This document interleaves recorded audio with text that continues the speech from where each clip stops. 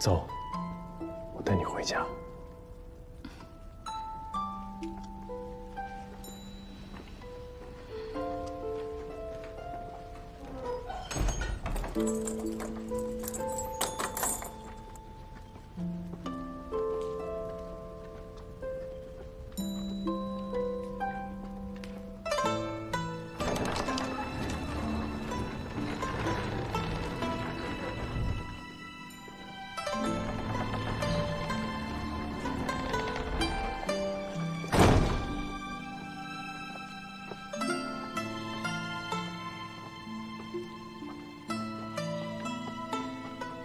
大人，大人，小海，我们等了你一晚上，高明师傅说你会来的。师傅，姑娘，你在里边受苦了。他们没有对你动刑吧？我没事，谢谢高明师傅。你们两个别磨蹭了，我们走吧。那大人，你和香小姐先上车吧。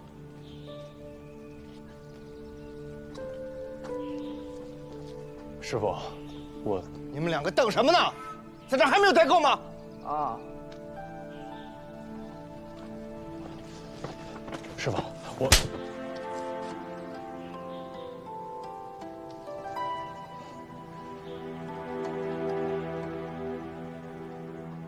回家。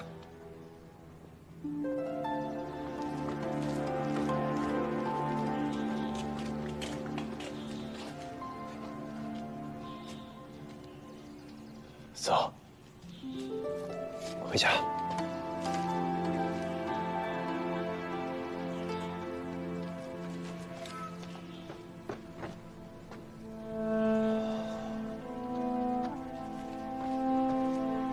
来。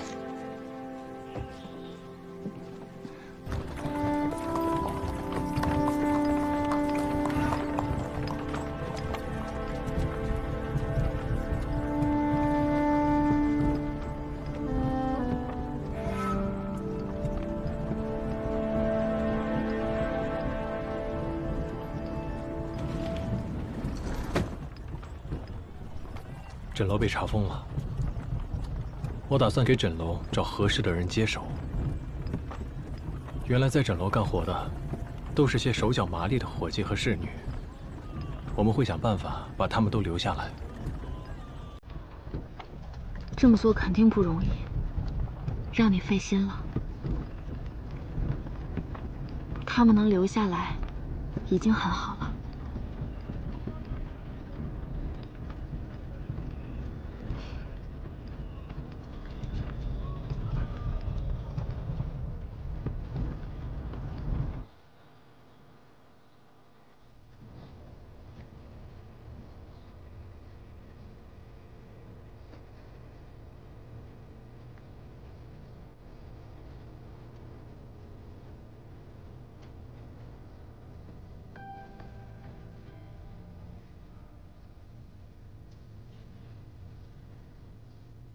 安图，以后你就安心住在这儿，我会让人把被褥都换成新的，这里以后就是你的房间。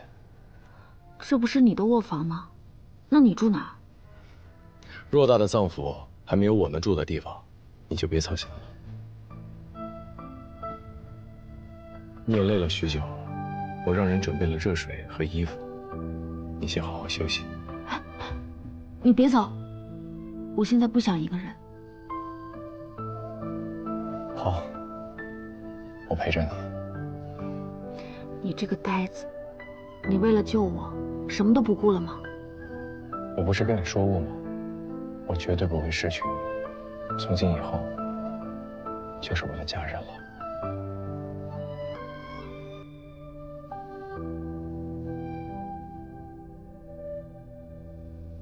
我入狱以后，曹静行可有什么动作？他已经死了。你杀了他？皇上派人找到他的时候，他已经是一具尸体了。只可惜我不能亲手杀了他，为我母亲报仇。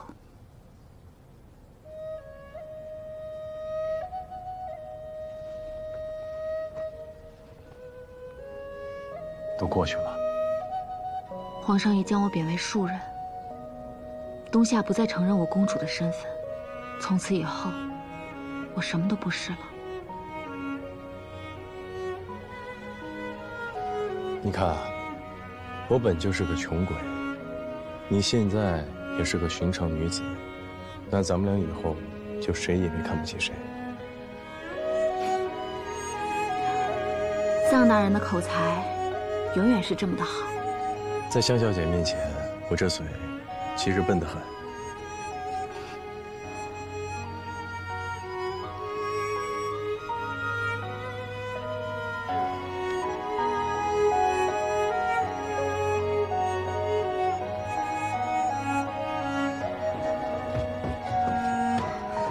安图，殿下，殿下。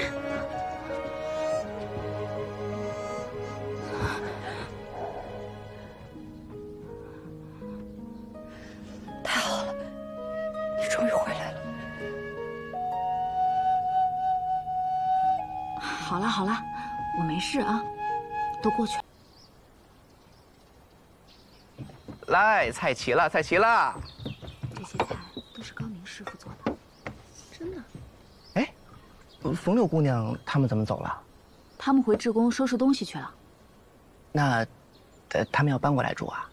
你傻呀！人香小姐都搬过来了，他俩不搬过来，住哪儿去？就你明白是吧？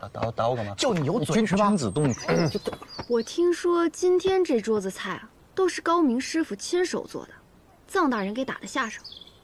高明师傅，你快给我们讲讲，这一桌子好菜到底有什么说法？那我就给大家介绍介绍啊，这道猪肝炒猪肚，养肝补气，但没心没肺。那道油煎鸡，此鸡忘恩负义，不打鸣还乱跑，只能上席了。这道水醋鱼，此鱼无刺无骨无脸无皮，大家可以放心吃啊。吃鱼不腻。这道治海蛎，专治不开口的小海蛎。师傅，我自罚3杯。高明师傅，他是为了救我，这杯该我喝。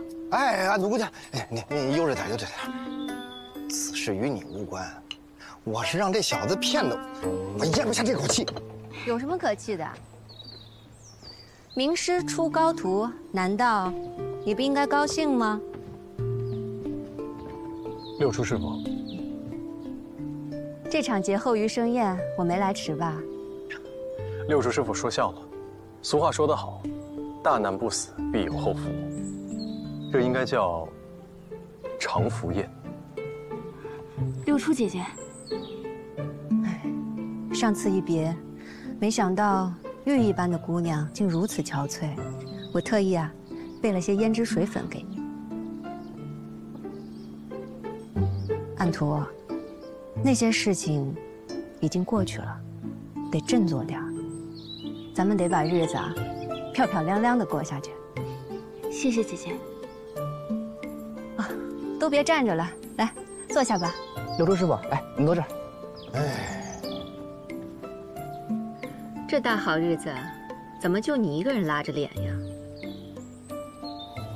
看着我，看着我，笑一个。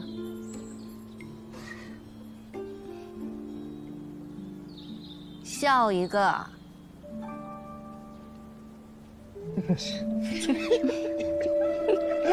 你还是别笑了，跟哭似的。小海把暗图救出来，做得很好，有情有义。啊，对，有情有义啊！人都到齐了，我们一起喝一杯团圆酒吧。对，喝一杯，来，喝一杯，团团圆圆，团团圆圆。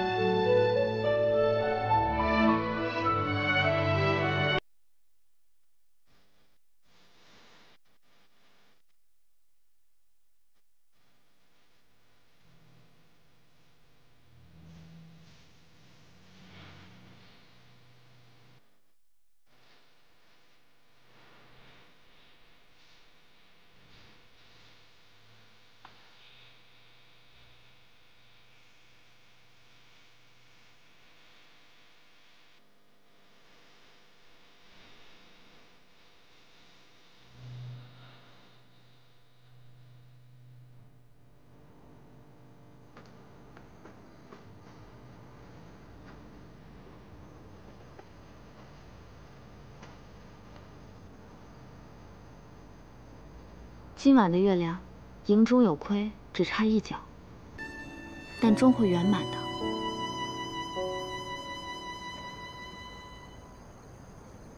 你怎么了？曹进贤虽然死了，但我却依旧轻松不起来。第三人浮出水面了，你的心被勾住了。自从我知道了他的存在以后，无时无刻我不在想，他究竟是谁？我该如何才能杀了他？但今日跟你们在一起，有那么一刻，我觉得我的心绪好像被打乱了。因为你已经不是我们第一次见面时那样了。哎，别看我这个师傅天天跟他在一起，看得最远的还是你呀。我也是他的师傅呀，虽然没教他什么。柔情似水，水能载舟，亦能覆舟。最终啊，还得靠他自己体会。看起来，你当初说的绝处逢生，真是料事如神。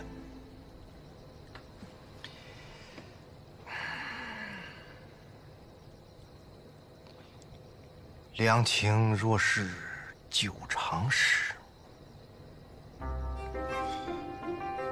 又岂在朝朝暮？少喝点吧你。确实，喝多了。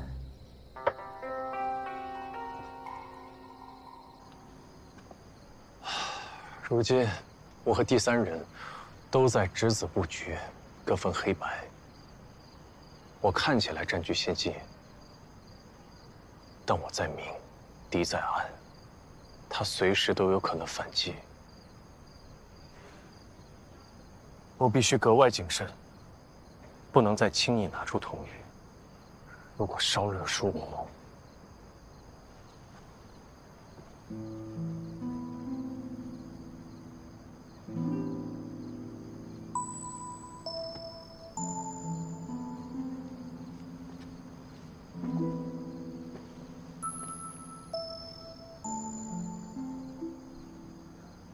过去我每日在枕楼，观着京城云烟，繁花似锦。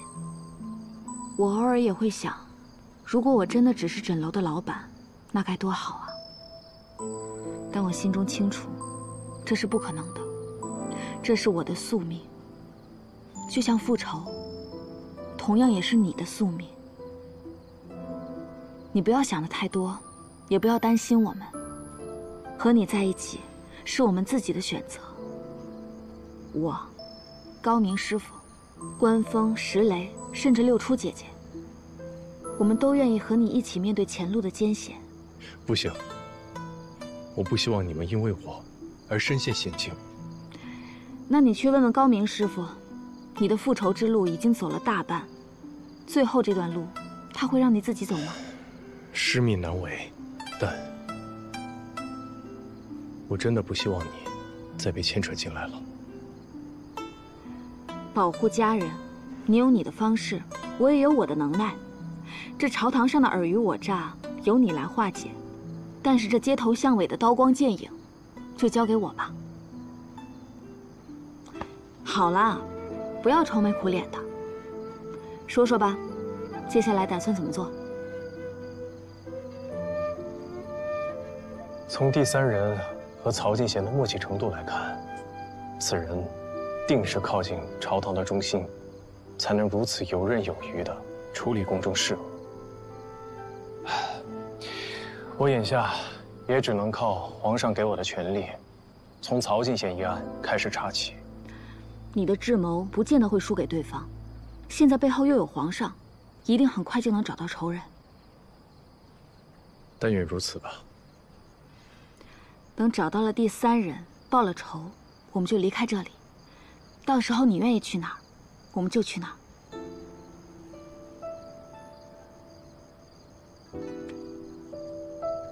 好，等我报完仇，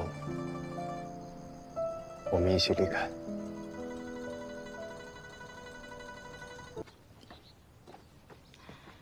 真没想到，童儿的父亲居然是你的恩公。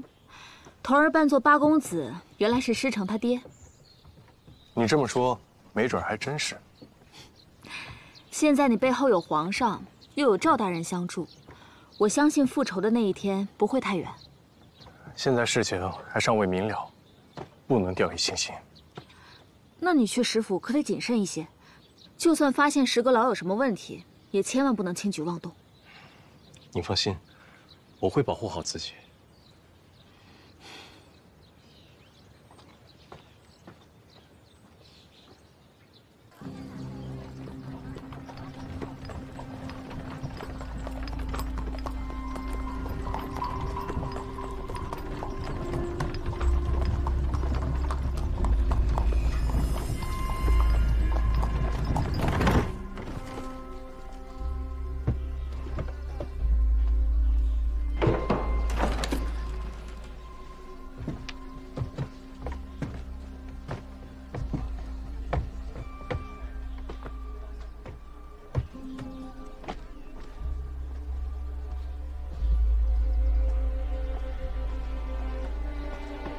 赵大人，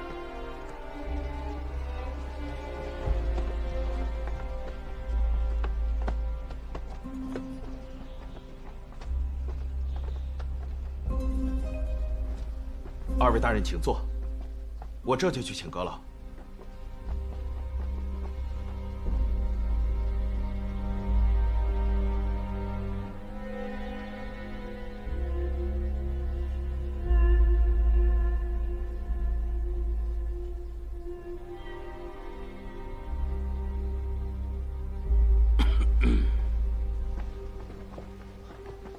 石大人，石阁老，哎，都是同朝为官，赵大人又与我同在内阁，何必多礼？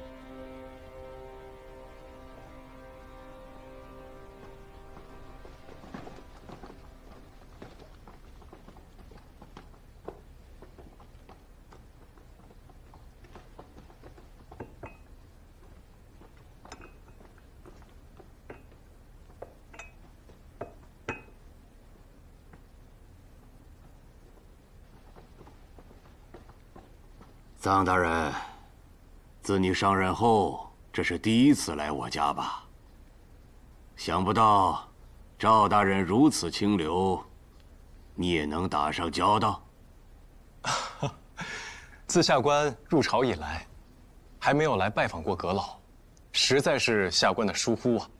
臧海才任工部侍郎不久，我此番正是为了引荐而来，还望阁老多多提点他。赵大人自谦了。若论伯乐，这京城中，谁能比得上你？哎呦，我如今都是老头子了，再过些年，怕是要置世还乡了。户部管着钱袋子，这朝堂上少了我没什么，少了你，那可不行。哦，我可不敢。石大人可千万别这样说，大庸可不能一日无阁老啊。哎呀，大庸除了皇上，哪有人是必不可少的呢？那庄卢隐战功赫赫，不也落个被亲生儿子手刃的结局？曹敬贤在朝堂上何等的威风啊，不也稀里糊涂的魂归九泉了吗？水满则溢，月盈则缺。为官者可不能忘了这个道理。阁老所言甚是。臧海啊，听说皇上赐了你断宁剑，让你协查曹敬贤死因。你今日来找我，莫非是怀疑到内阁了？内阁执掌票拟涉及诸多机密，你当真敢查？回石大人，下官现在还没有头绪，但皇命不可违。既然下官接了断定剑，便会一查到底。哎呀，此案蹊跷得很。藏海只是想听听您的想法。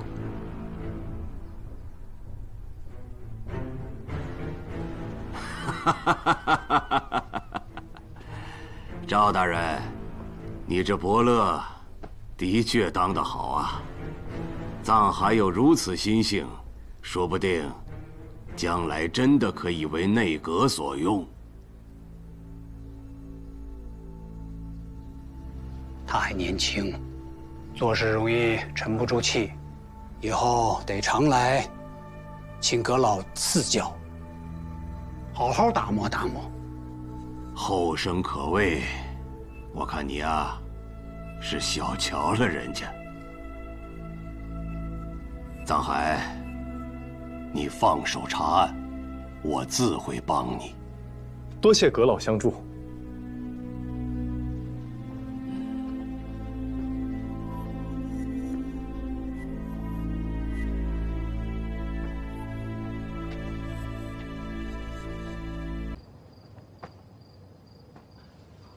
藏大人，这么晚了，可是有什么要紧事？白天拜访仓促，空手而来，此番特意带了名画2幅，请阁老提拔。大人，请随我来。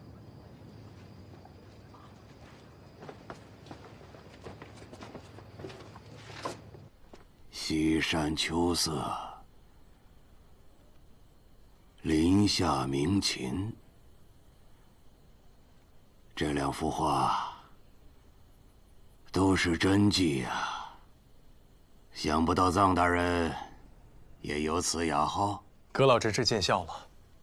您是精通丹青之学，下官不过是附庸风雅。我仰慕您的书法，特此来求提拔1、2，叨扰了您的休息，还请见谅。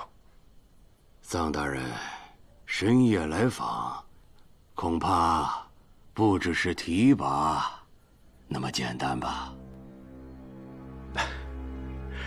不瞒阁老，下官白天在您这儿看到那幅《玉刃山风光图》，画的是冬夏名山，气势磅礴，甚是不凡，不禁心痒难耐，只求能再仔细观赏一番。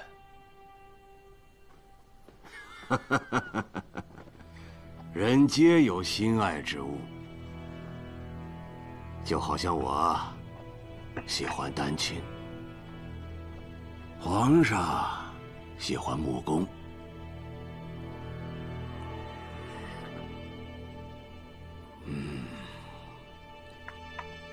我这幅《玉刃山风光图》并非什么传世之作，而你的这2幅画都是我求之不得的宝贝。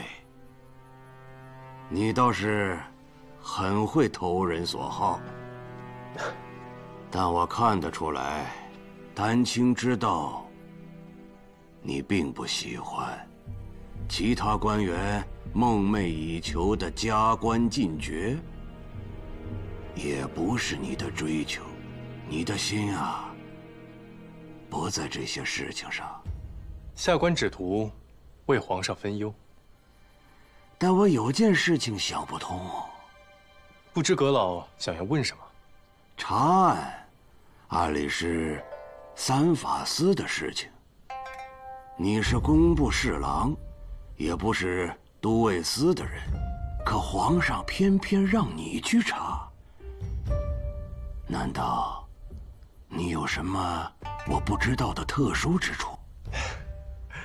阁老，皇上信任下官，所以才让下官去查此案。就算皇上信任你，我也信不过你。短短1年时间，你就走到了现在的位置，当真是了不得呀！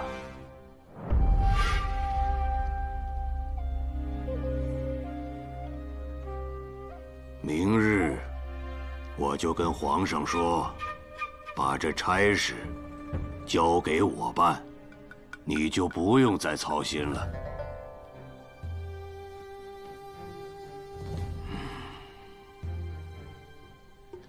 若阁老真的能说服皇上，那下官自然听凭安排。难道说，皇上不只要查曹敬贤之死，还有其他的事情要你去做？那您觉得还有何事要查呢？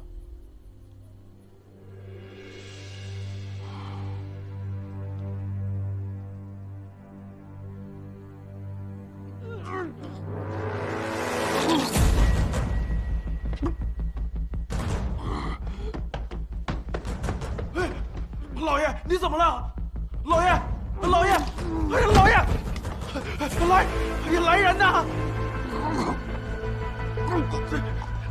老爷，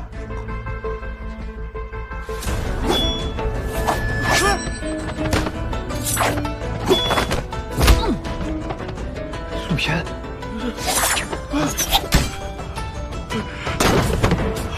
快抓住他！快去叫人！去啊！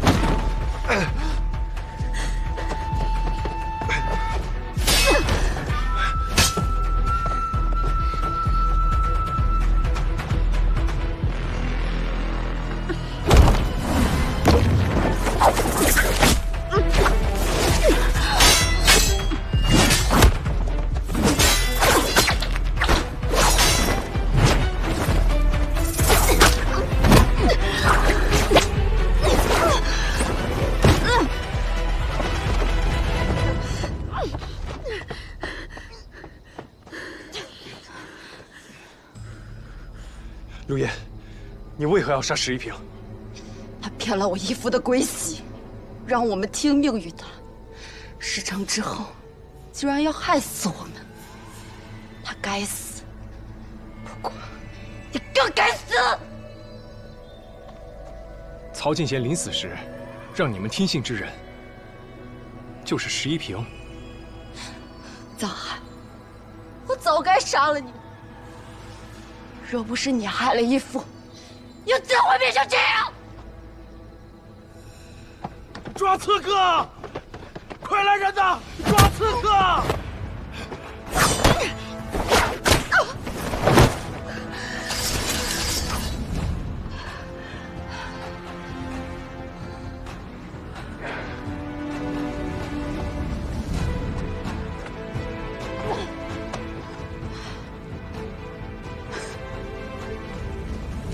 可惜没能杀了义父，因而来见你。拦住他！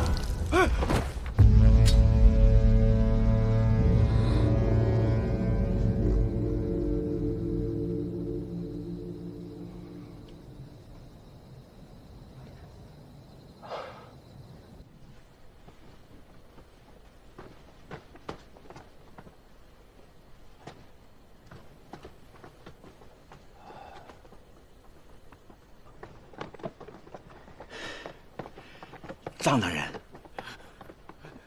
这府里头能藏东西的地方，都让人搜了一遍，可是什么都没找到啊！大人，你们到底要找什么呀？什么都没找到，就不能证明是他。这发生了这么大的事儿，无论如何，都得先向皇上禀告才是啊。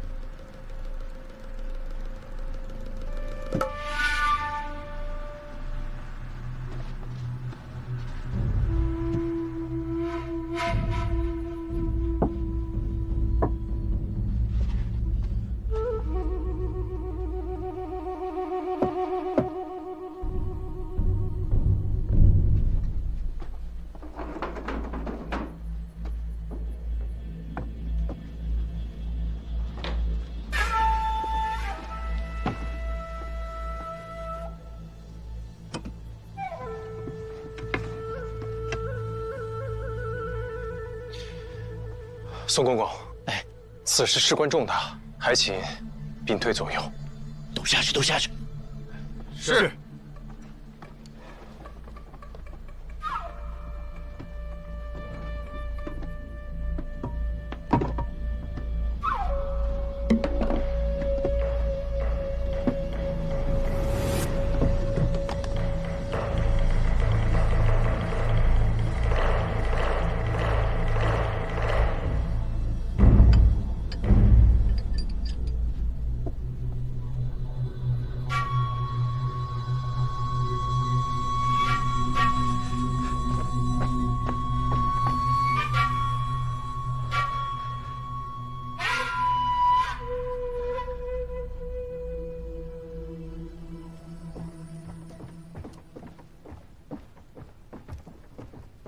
陛下，陛下，陛下，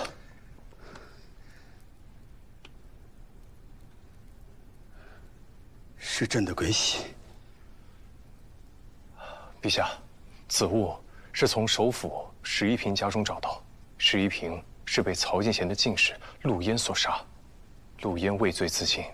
从他口中得知，曹府厂卫都是被石一平给毒死的。没想到，这幕后之人竟是石一平。朕的首府每天都惦记着朕的东西，朕当真是走了眼啊！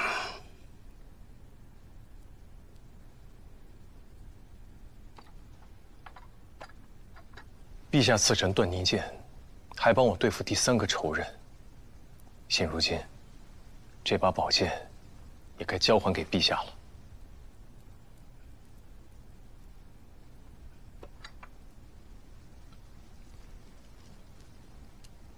陛下，臣在石一平家中看到一幅画，想请您赐给臣。你相中了他们家的哪幅名画？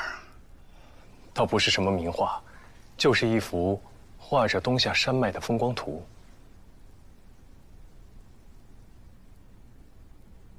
一幅画又何妨？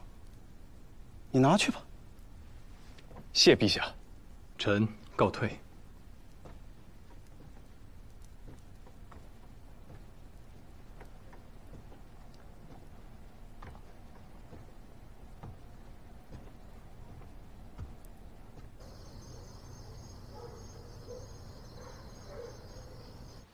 江海，还好吗？没事儿，有香小姐照顾呢。这些年，压在心里的担子太重了，一醉方休也挺好的。他虽然才智过人，但毕竟还是年轻啊。是。你觉得他把鬼玺和铜鱼都交给皇上了吗？先生的意思是，若他全交了，我也没什么可忧心的。您是担心他瞒过了皇上？如果他真的留下了铜鱼，一定是像他爹一样，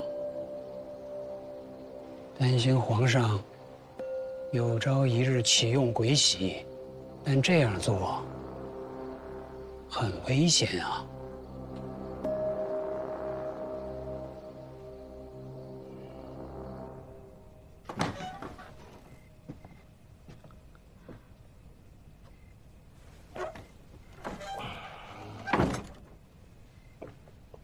才睡下，怎么又起来了？喝了那么多酒，你要早些休息。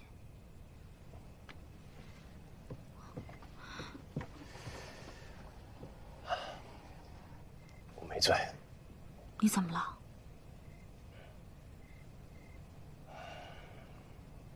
今天一切都那么顺利，我的最后一个仇人死了，还找到了鬼玺，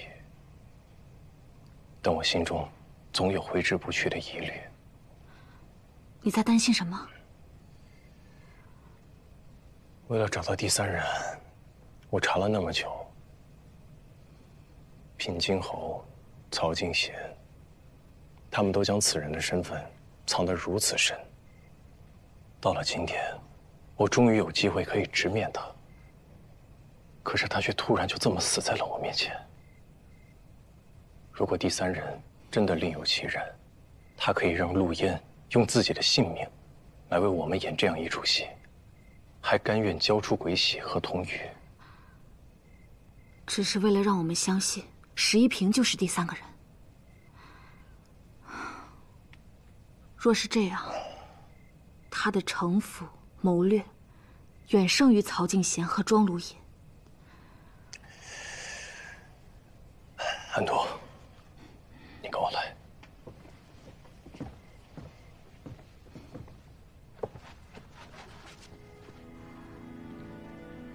你仔细帮我看看。这画的确实是东夏的玉刃山。师傅管家交代，这幅画是最近才挂上去的。这说明什么？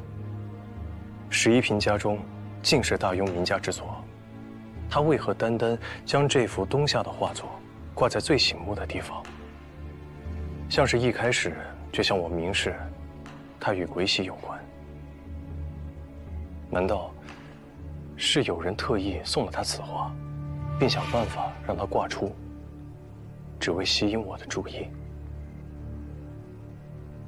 若真是如此，想必就是这个人指使陆烟将鬼玺和童鱼藏进石府。布下这个局的人，才是我真正的仇人。但是童玉和鬼玺才是他最想要的东西，他就这么交出来，是为了什么？也许是为了我手里的那条童鱼。原来如此。虽然2条童鱼都在他手里，但是只有3条聚齐才能开启鬼玺，缺一不可。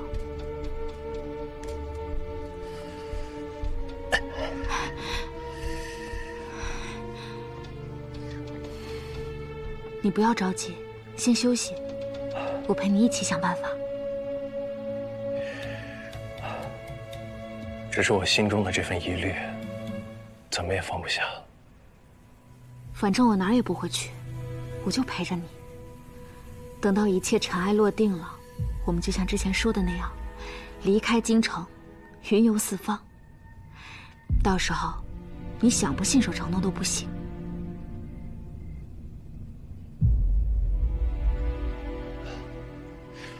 安童，我想到办法了。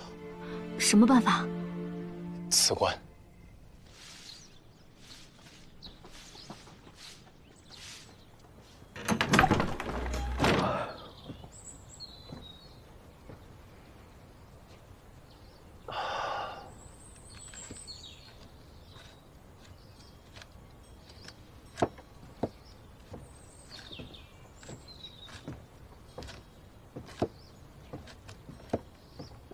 醒了。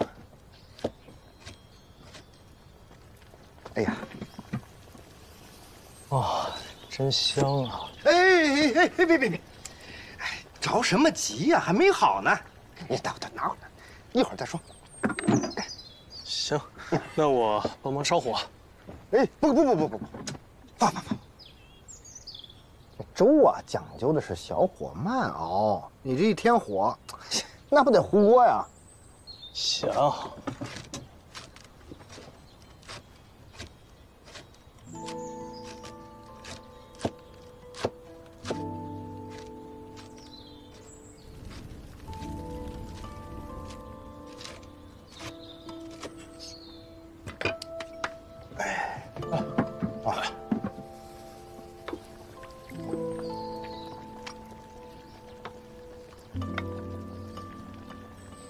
来，先尝尝。谢师傅。哎呀，烫啊！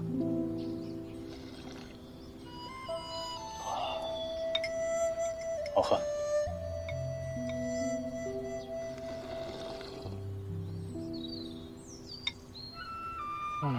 这会儿胃里舒服了。如今你大仇得报，师傅想跟你聊聊。昨夜你又喝醉了，还没来得及。师傅，没事儿，都已经过去了。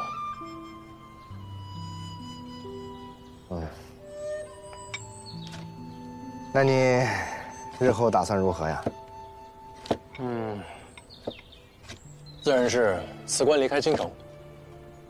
师傅，我都已经想好了，你、我、暗图，官封施雷。暗图想把冯六银妻带上也可以，我们找一个地方，简简单单的过一辈子。当然，得是你们愿意的话。哎，那自然好啊。京城你了无牵挂，你又不想再继续当官，那咱离开京城便是了。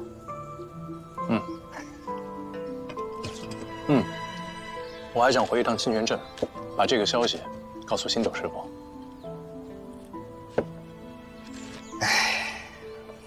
也不知那家伙还在不在那儿了。哎呀，嘴上说了无牵挂，实际上是不想成为别人的牵挂。去了再说吧。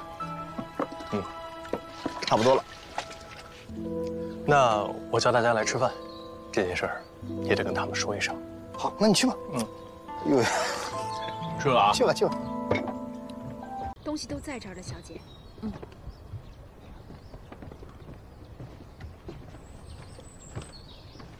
高明师傅呢？买马去了。咱们这么多的人和行李，3辆车都坐不下。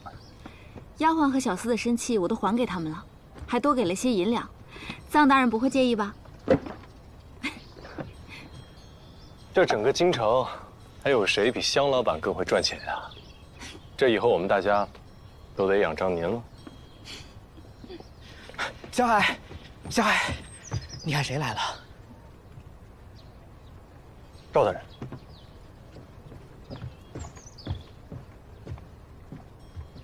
恩公。臧海啊，你准备辞官，离开京城？我已向内阁递了辞呈，想着等皇上允准了再跟您说。你现在是否有空，能同我聊聊？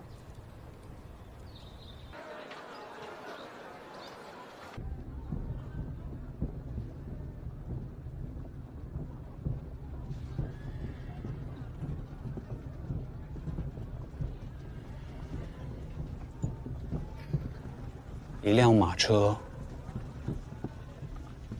可以往左走，也可往右走。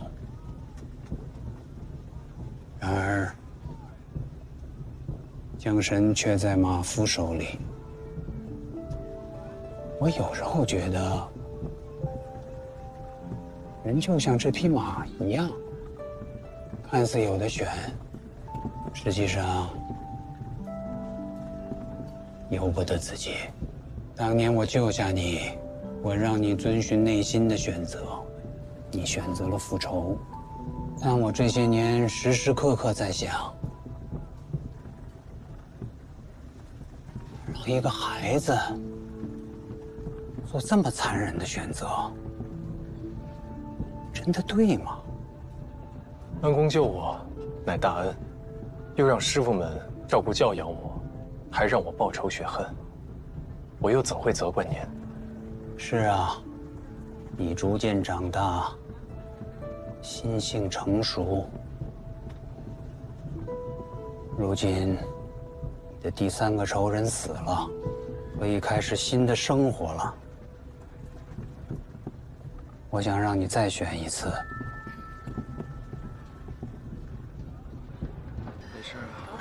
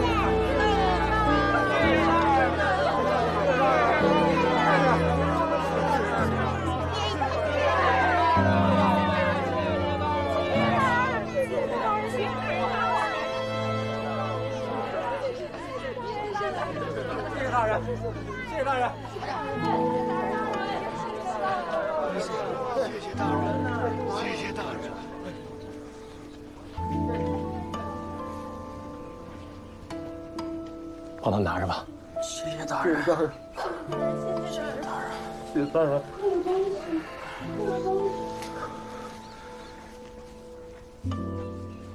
这么多年，贪官污吏掏空了大雍，九河年年水患，科举多有舞弊。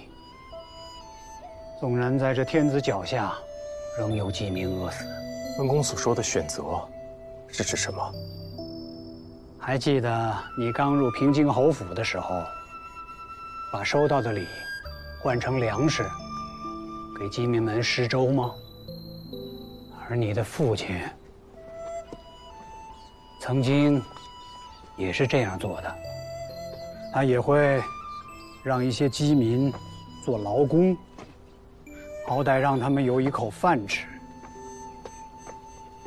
你的很多师兄弟都是逃难的灾民孤儿，幼小无依，被他接到家中抚养长大，但也仅此而已。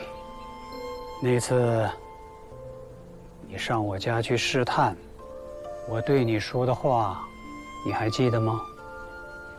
在确保你想做的事情一定能够实现之前，先走到那个位置去。您的意思是，你父亲能救他们于一时，你为何不能走得更远，救天下苍生于一世？从明日起，我将暂代内阁首辅，而你有纵横天下之才，若你愿意，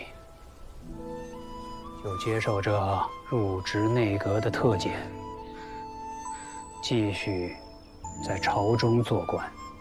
若要从此天高海阔，就拒了它，去过你想要却一直不能拥有的人生吧。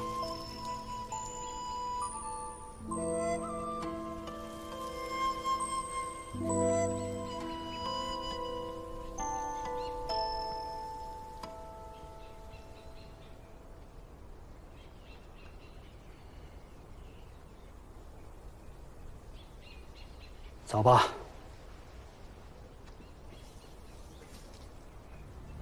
安童，我想到办法了。什么办法？辞官，让所有人都知道我们要离开京城，不再回来。若第3人真的还在，他知道我是谁，他也知道我了解鬼玺和童宇。你说？他会放过我，让我自由离开吗？他定会让你留在他看得见的地方，想尽办法确定你有没有将鬼玺和铜鱼交给皇上，确保你不会破坏他的下一步计划，甚至在必要的时候杀了你。没错，最不想让我们离开的人，可能就是真正的第三人。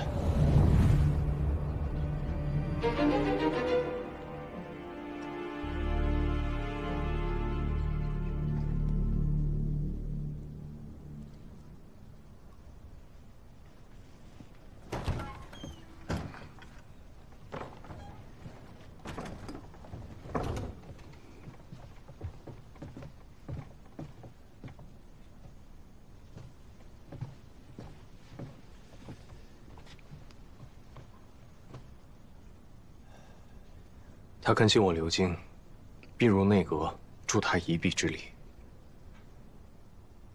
现如今，挽留我的只有他一人。若他只是爱惜人才，是个巧合呢？无论如何，我都要试上一试。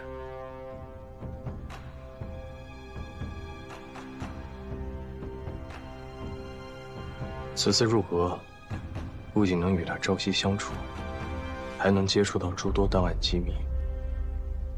倒是他，或不是他，我总要求一个真相。师父那边，你帮我多留意着。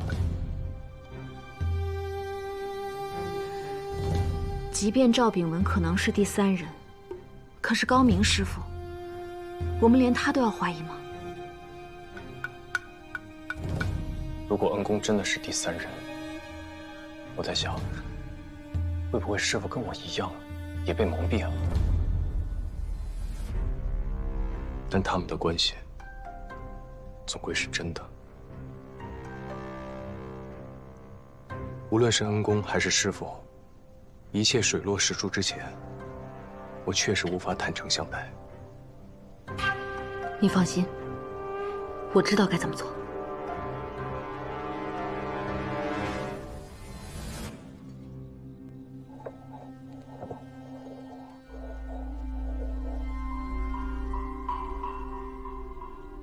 这“中庸”二字，为何总难写好？先生教过，中庸要无过无不及，不偏不倚，实属不易。这写字也是这个道理。君子之所以能叫中庸者，是因为有君子之德；往小了说，是好生之德；往大了说，是救世济民。所以先生让藏海入内阁，随你协理朝政，造福苍生。只是藏海年轻，这也并非他的专长所在。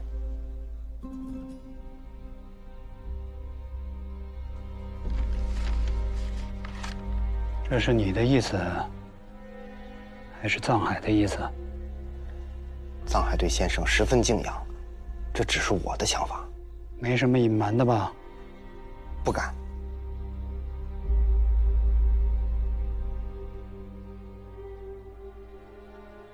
你呀，还是要做好为师的本分，不要让当年之事重现。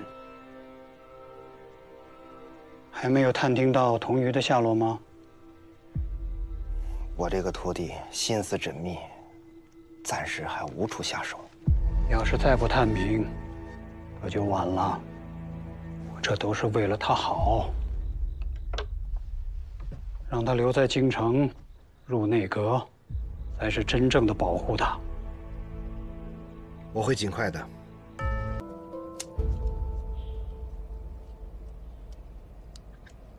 我最近翻阅了过去许多年的票拟，发现有不少都出自赵大人的手笔。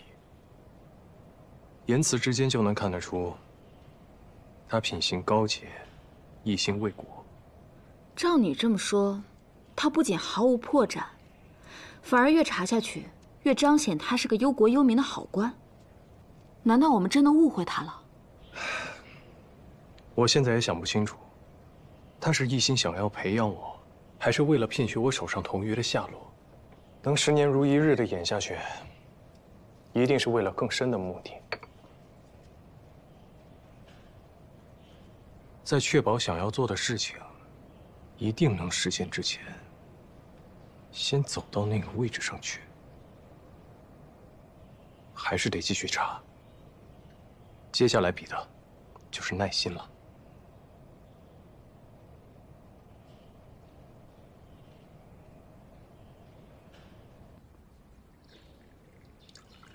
好你个香烟兔，前段时间都不怎么搭理我，怎么今日想起我来了？哎呀，我这不是找你了吗？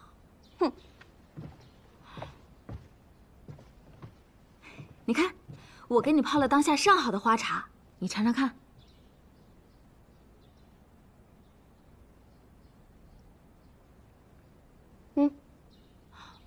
我还给你买了香粉。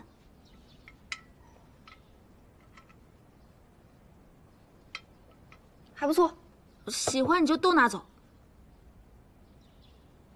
算你还有点诚意。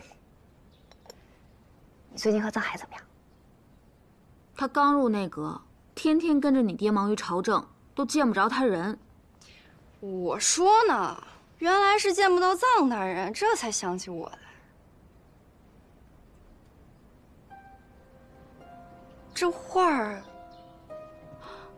你认得这玉刃山风光图啊？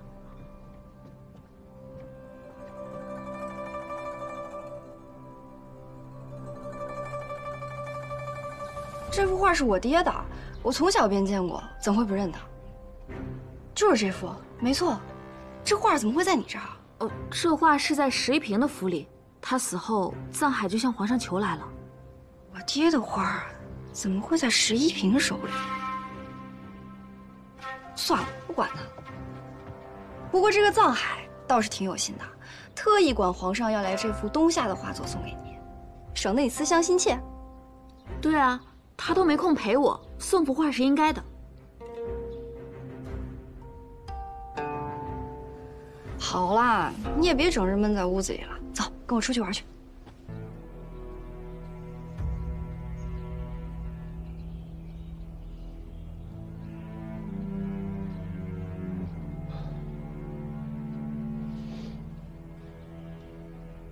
赵大人，恩公，我的第3个仇人。之前我觉得是自己太想复仇，一切都是执念在作祟，停不下探查的脚步。直到真相水落石出。你想好怎么做了吗？要不要直接去告诉皇上？不行，如今我也隐藏了铜玉，此事不能再通过皇上了，得靠我们自己解决。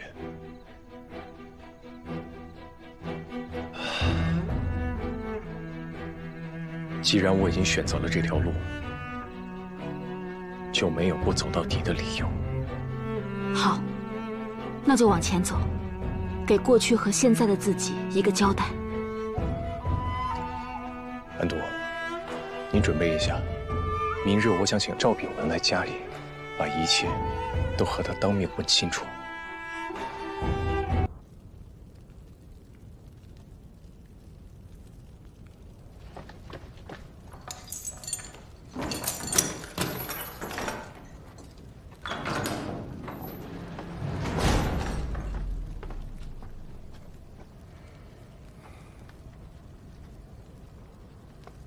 你又向皇上撒了什么谎？皇上都没有问我，我又何须撒谎？你用陆坟逼我将我的铜鱼交给皇上，你不也一样不能得到它了？昨晚皇上遭遇不测，危在旦夕，而你是最后见他的人。又被他下了狱。宋公公知道发生了什么，他不会。我如今是首辅，极得皇上信任。皇上有难，孙德芳和薛兆护驾不力，被我下了狱。现在是我在保护皇上，拿到童鱼和鬼玺，对我来说，犹如探囊取物。藏海，可惜了。如今这一切是注定要发生的。如果你没有识破我的身份，此时此刻，我就可以用首辅之权把你放了，让你继续跟随我。未来还有很多的事，我们可以一起做。一个谎，要用无数个谎去圆，早晚有一天会被揭穿。如果说骗术是阴谋诡计，纵横之术就是阳谋。谋之于阴，成之于阳。你知道里面的差距吗？你是从什么时候开始算计我的？从你告诉我，蒯夺把鬼玺给了皇上的时候，既让我得知了鬼玺的所在，又让我心生忧虑，因为你背后多了皇帝。但真正难的是如何让你交出最后一条童鱼。所以你主动把童鱼和鬼玺放到了石一平家中，既可以诬陷他就是第三人，又能让皇上拿到鬼玺，彻底打消了对此事的顾虑，进而利用我手中的童鱼来离间我跟皇上。将欲取之，必先予之。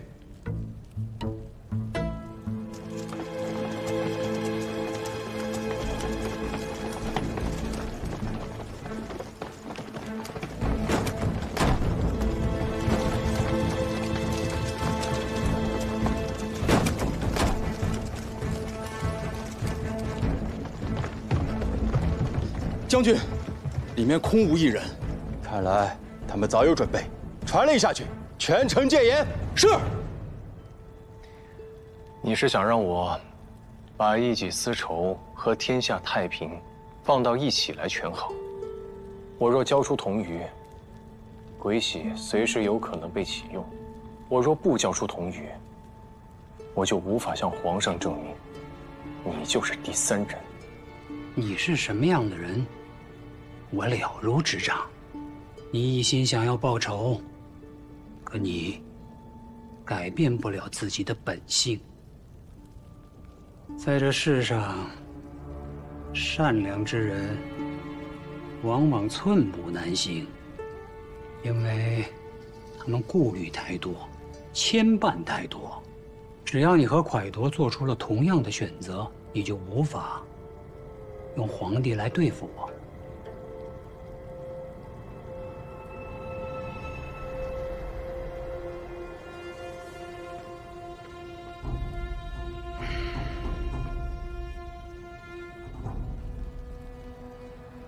你对我父亲这么了解，你和他的故事到底是真是假？骗术最厉害的就是说实话而骗人。9句真话，1句假话，才能让人深信不疑。蒯夺确实曾在朝堂上为我仗义直言，我也确实曾上书求皇上严惩凶手。不过，我们并没有书信往来，我也没有在越州收到他的信。那封信是庄如影寄给我的。我让高明代替我留在越州，火速赶回京城，并让曹敬贤安排都尉司把守京城各个入口。果然在那天发现了你爹回京的踪迹，只不过快铎突然不见了，没想到他是走密道进了宫。我们便守在你家附近，等他回来。我当时猜的果然没错，是你操纵盗匪自投罗网，让他们认下灭门我家的罪行，又上书皇上，以表愤慨，最后灭了所有人的口。后来，我一直等着有人给快铎伸张正义，等着那个暗中藏匿鬼玺的人自己出现。但是没想到，快铎的死就像石沉大海，再也没有掀起任何波澜。直到我从你那儿得知，那个人是皇帝。庄卢隐为你报信，曹敬贤为你蹲守，你居然可以让这两个人对你言听计从，一直隐藏你的身份。想不想听听大雍学宫的事？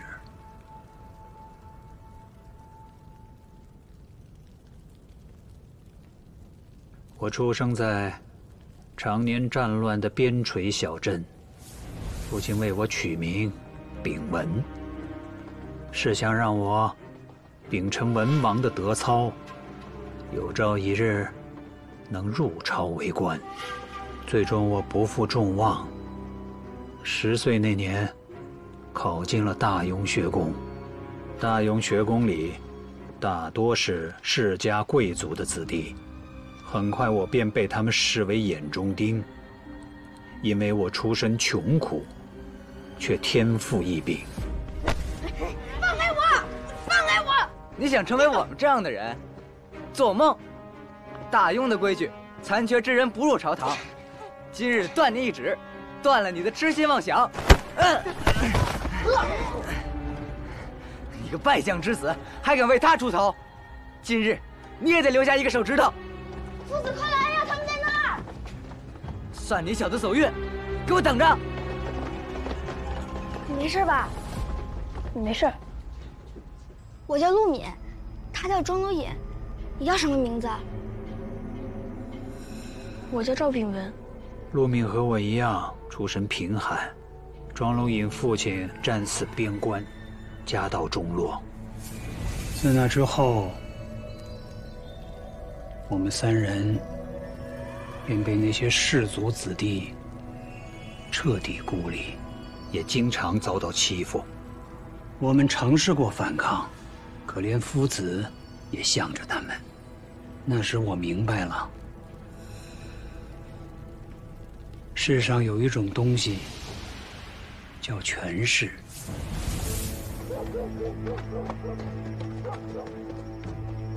想不被他欺负，就要让他先怕你。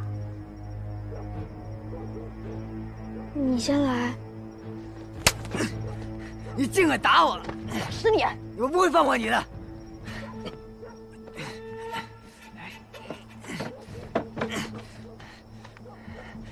我要回去告诉我爹，等他来了，就把你们全杀了。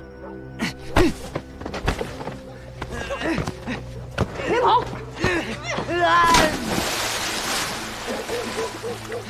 救命啊！救命！救命啊！救命啊！是不是以后就不会有人欺负我们了？早晚还会有其他人来欺负我们。只有一直变强，我们才能活下来。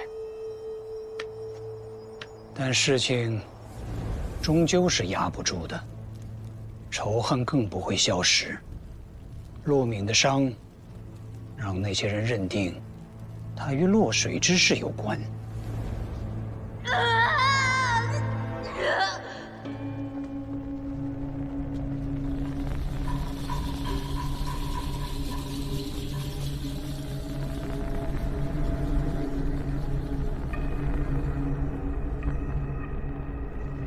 陆敏的一生都被毁了，他再也无法待在大雍学宫，只能入宫做了太监。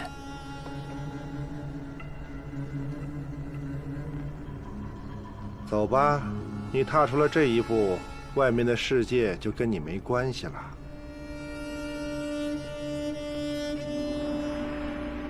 多年以后，早已改名为曹敬贤的陆敏，当上了掌印太监。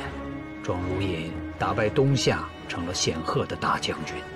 我也走到了内阁次辅的位子上。只有我们自己知道，彼此是真正的盟友。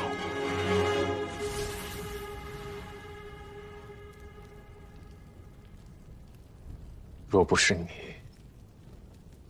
他们俩恐怕不会是今天这个样子。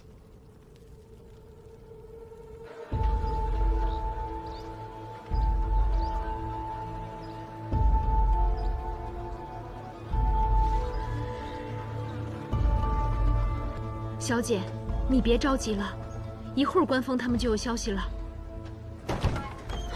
安图，童儿，你总算来了。安图，我好不容易甩开盯梢的人，不过还是不能久留。你怎么找到这么隐蔽的一处？我还以为你们都已经出城了。这是藏海特意准备的躲避处，昨夜看守我们的禁军一撤，我们就过来了。安图，现在全城都在缉拿你们，可千万要小心啊！可是皇上昨夜还答应给我们自由，为什么今日就抓我们？藏海出什么事了？来，我不知道藏大人和皇上说了什么，但是今日宫中传得沸沸扬扬的，都说藏海蓄意谋害皇上。藏海怎么可能谋害皇上？他是被冤枉的。你要去哪儿？我去救他。藏海现在被关在诏狱，你怎么救？或许还没等你见到他，你就先被抓了。我想办法找永荣王爷，他一定能救藏海。永荣王爷是最大的皇室宗亲，皇上出事，他是第一个被怀疑的。况且，现在又被关在府上，出都出不去。现在还有谁能救藏大人？安图，你先别急，我们再想想办法。要不，我去问问我爹。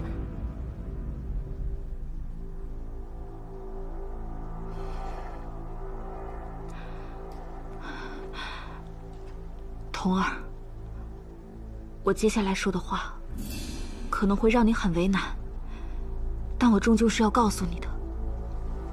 和我爹有关。你为何要救我？为何要培养我复仇？若不是你告诉我有第三人，我可能永远都不会知道。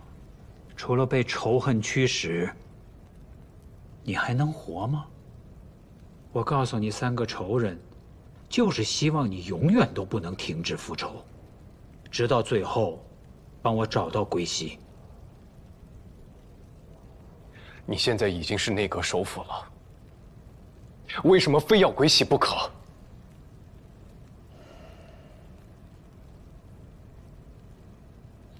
大庸很大，要做的事太多，需要的官就太多。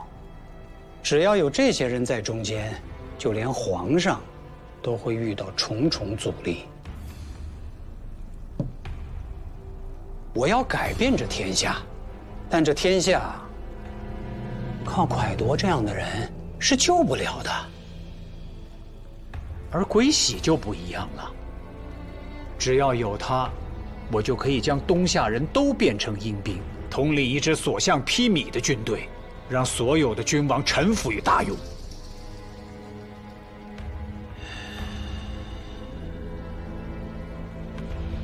让他们的子民为大庸劳作。你这样做，只会换来无尽的战乱。天下大同，靠的是置之以和。史书上定会给你记下这祸国殃民的一笔。只有失败者才会遭到唾弃。只要我完成此事，自会有人为我送诗。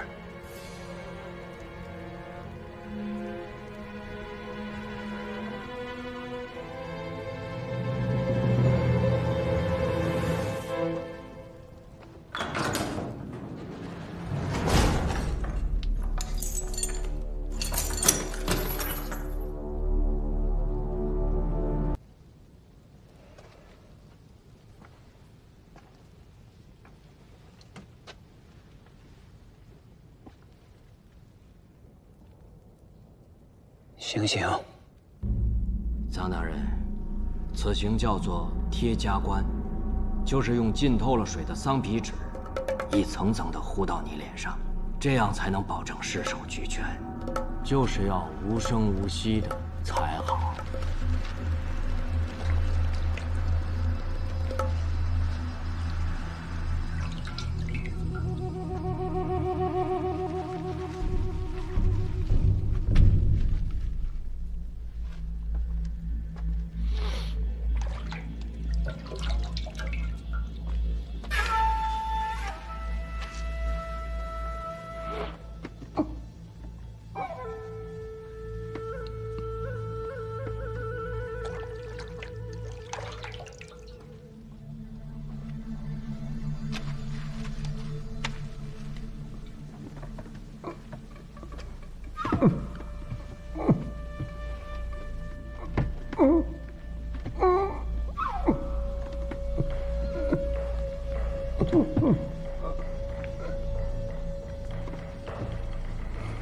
大人，只要再有1张，他就不行了。再加2张。是。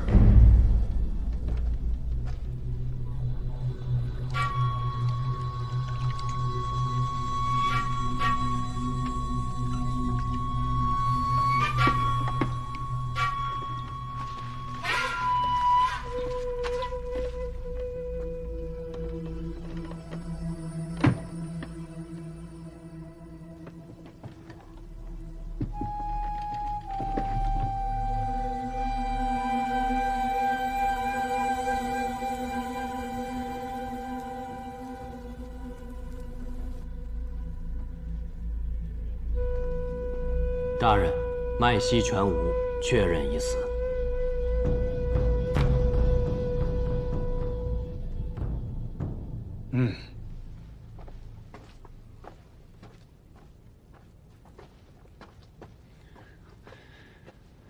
大人，永荣王爷叫了一群皇室宗亲到他府上，嚷嚷着要见你。都惊足了还不消停？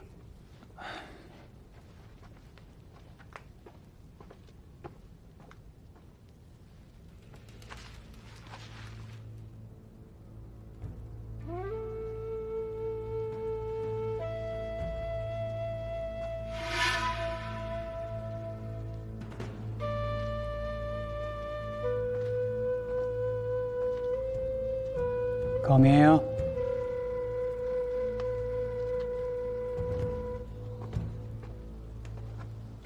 先生，一切都已了结，给他收尸吧。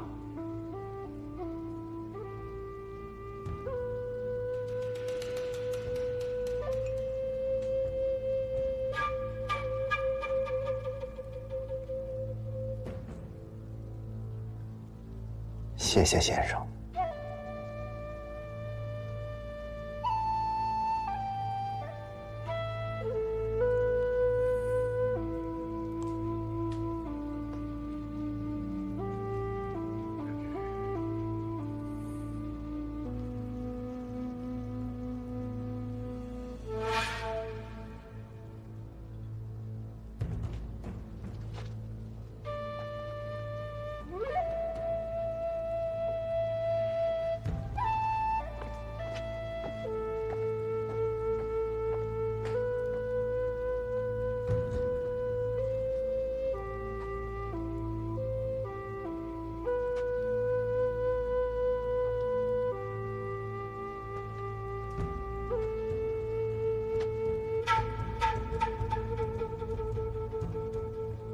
臧大人，臧大人，小海，大夫，臧大人醒醒！不是说气绝半炷香能救回来吗？臧大人醒醒！针灸施救也要看他个人造化，我会全力而为。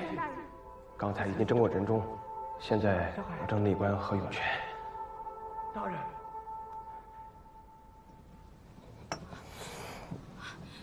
臧海，高明师傅，小海，你醒了，小海，太好了，小海，终于醒了。臧海，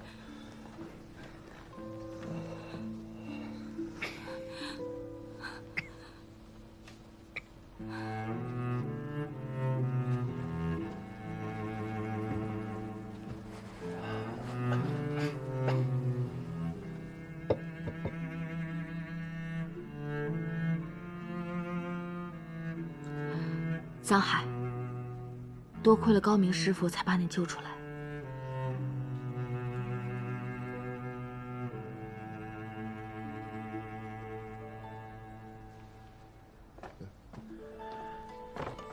是香小姐让童儿姑娘找我来商议救你的办法，可赵大人实在是谨慎多疑，必须要你真死一回，事情才能有转机。您是不是在饭菜里加了什么东西，让人一吃就会头晕无比，浑身无力？我加了秘药，这样能够让你提前昏迷，脉息全无。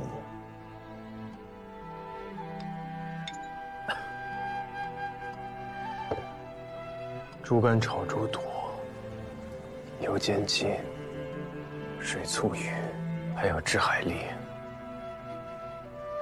我一看就知道您别有用心。我就知道你见到那几样菜一定会明白。如果你清醒的受刑，不到最后真死的那一刻都不会停止挣扎。只有这么做，才能骗过行刑的人。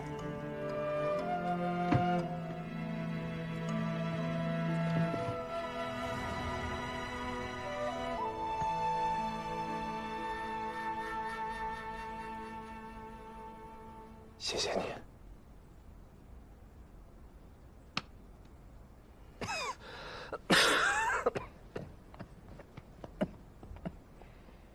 你还要感谢一个人。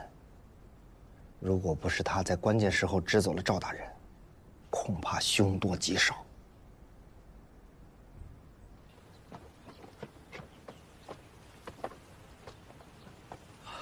臧大人，沈大人，王爷不能亲自来见你了，他有话让我转达你。请讲。陛下在出事之前，一直在呼唤你的名字。陛下还说你是对的。那王爷现在如何？臧大人不必担心，王爷毕竟是皇上的亲弟弟，赵秉文不敢轻举妄动。此地不宜久留，在下要告辞了。臧大人，保重。保重。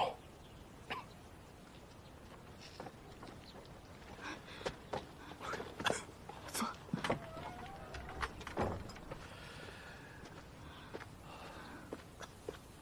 臧海，接下来你怎么打算？我要去东夏。东夏？赵秉文跟我说，他要带着维系去东夏，在那里打造自己的军队。我必须去阻止他。那我和你一起去。我不能让他得逞。而且你从未去过东夏，我更熟悉那里。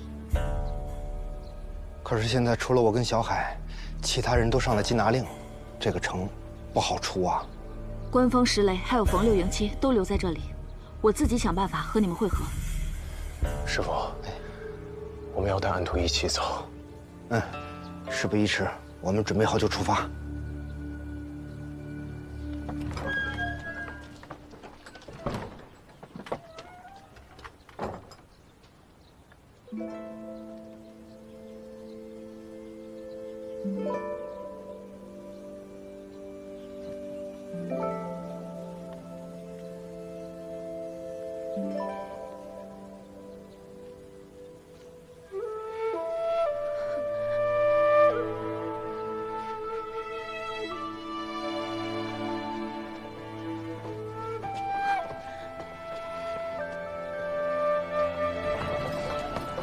小海，等出了城，马车会把你们带到一个安全的地方，你们搭上去东夏的商队，就能顺利离开大庸。等到了东夏，就要靠香小姐了。师父，你不和我们一起？我可去不了，我得留在赵大人身边，帮你们盯着他的动静。小海在鬼门关上走这么一遭，我现在还后怕呢。师父，原来人之将死，是可以梦到自己家人的。他们还是我记忆中的样子。那他们和你说什么了？他们说很想我，却让我快点回来。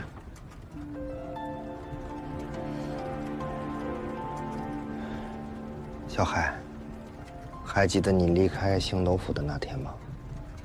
师父不辞而别的那天。其实，我和你星斗师傅吵了一架，他一直觉得智奴不应该是藏海，要忘记仇恨，才能开始新的人生。而我却认为，只有你解决了仇恨，才能真正放下，找到属于自己的未来。放心吧，我已经不是10年前的那个智奴了。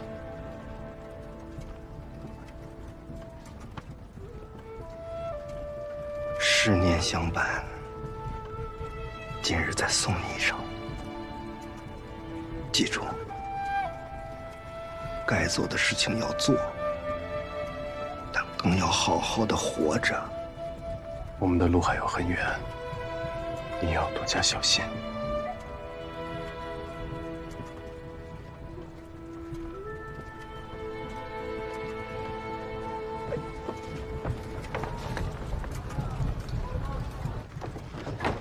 快到城门了，快躺下。慢点。一会儿千万别露馅啊，万一被人发现，可就麻烦了。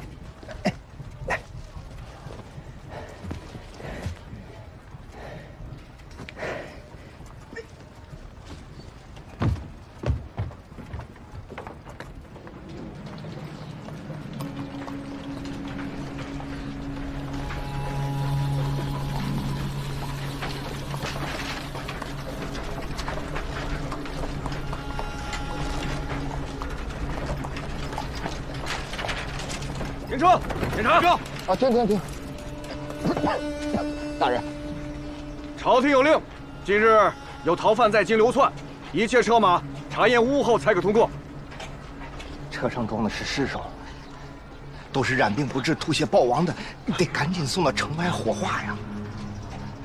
一车也不行，查过了才能走。哎呦，大人啊，小的只是在医馆混口饭吃，这病疫一旦传开，小的可担当不起啊！哪那么多废话？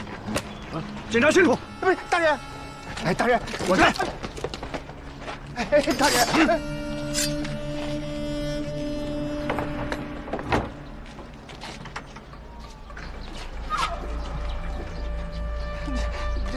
这尸首。检查仔细点。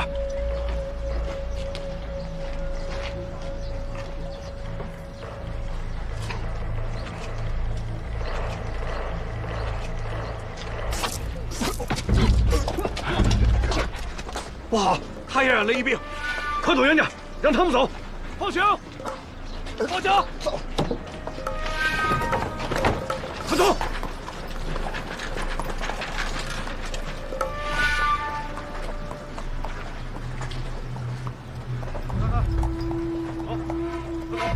走。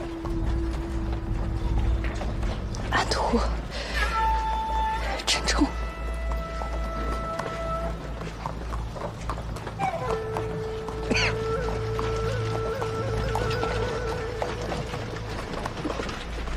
停车！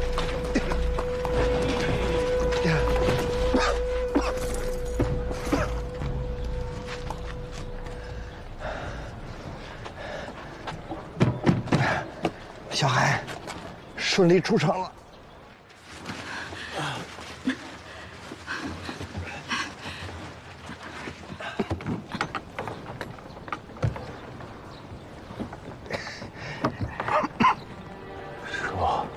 怎么了？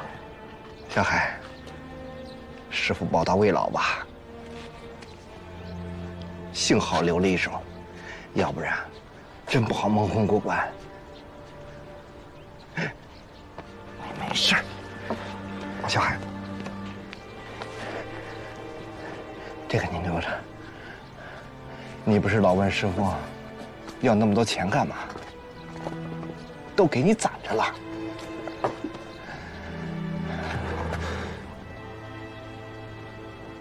送君千里，终须一别呀。这关过了，往后的路，师父就不陪你走了。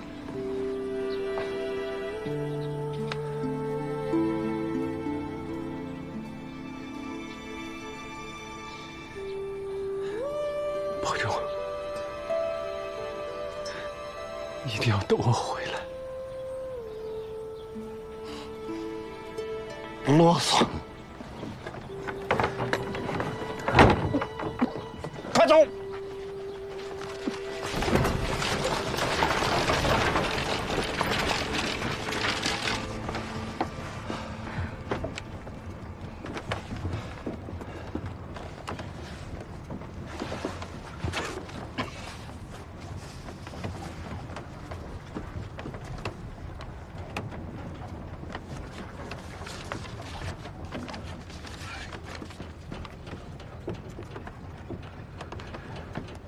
停车！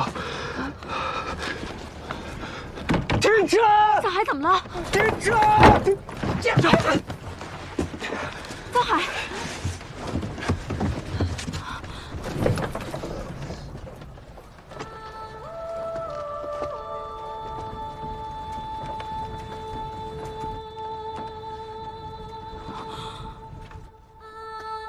小海，师父喝了赵大人的茶，活不成了。我骗了你10年，一直欠你一声对不起。我羡慕六初，他不知道赵大人就是你的仇人，不必忍受内心的煎熬。我也羡慕星斗，比我先走一步，因为他看得更明白，知道早晚有这么一天。但我陪你的时间更长，他会更羡慕我吧？师父没白养你，这天底下就没有让徒弟顶在前面，师父先走的道理。只要感情是真的，有时候谎言未见得是坏事。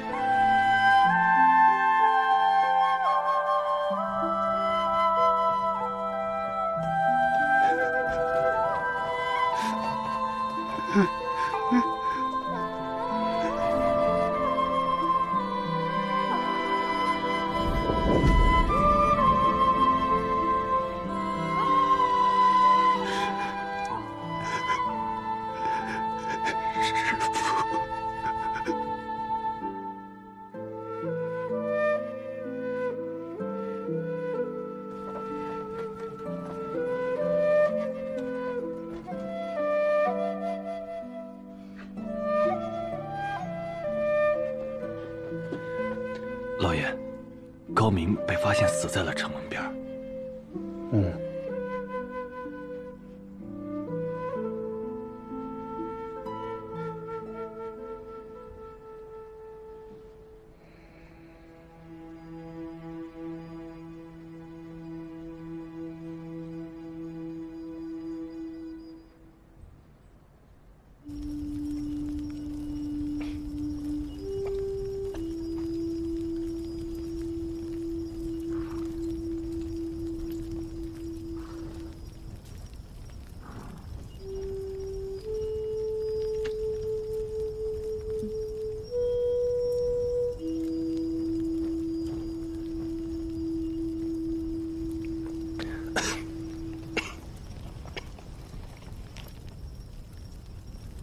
你在想什么？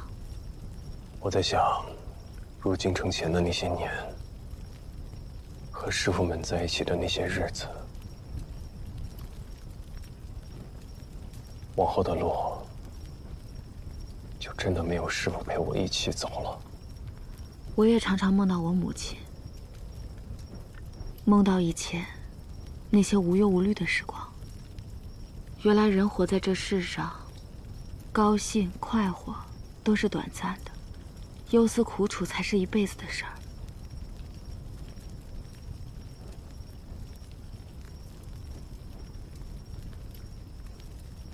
我得回东夏王庭，去找我姐姐。只有历代女王才有资格知道东夏最至高无上的秘密。可是你多年没有回东夏，你姐姐又刚当上女王不久，若是现在回去，恐怕她会有别的想法。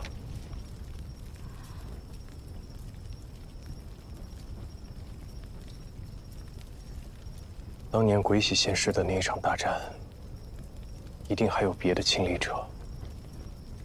我们可以先在王庭周边安顿下来，或许可以打探出什么。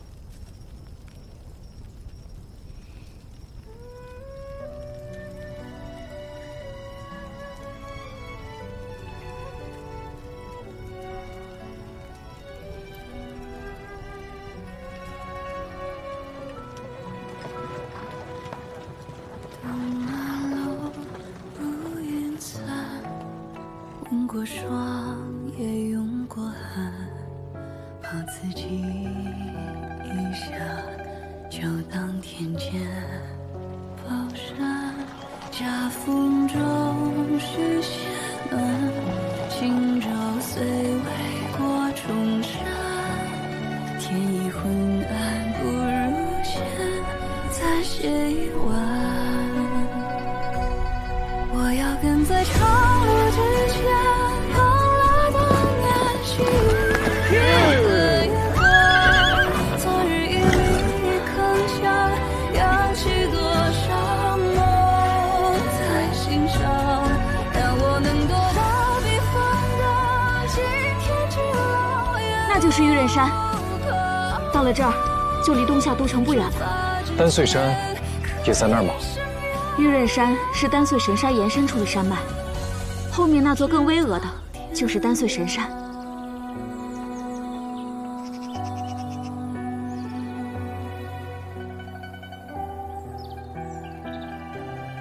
传说东夏的子民只要虔诚的祈祷，丹穗神山的神灵就会庇护他们。你猜我许什么愿了？什么？愿我们都不再颠沛流离。希望我们永远都不要再分开。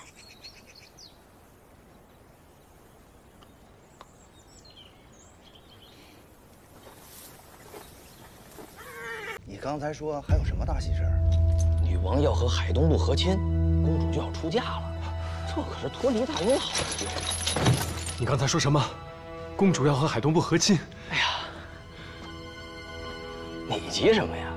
难道还想让公主嫁给你？来，喝。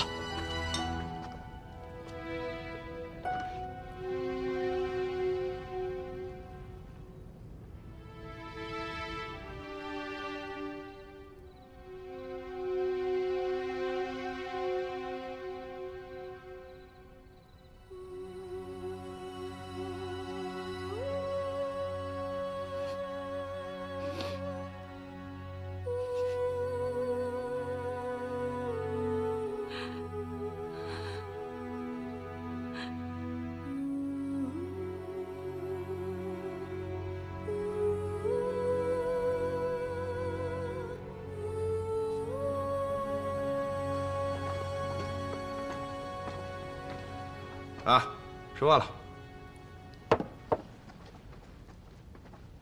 拜见公主。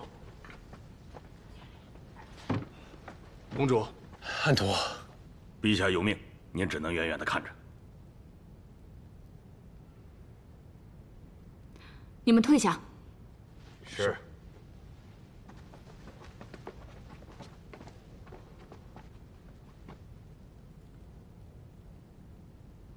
藏海，我要走了。你真的要去和亲？你为什么要听他的？你别问了，总之，姐姐答应我见你最后一面。你若是有什么要说的，你快说。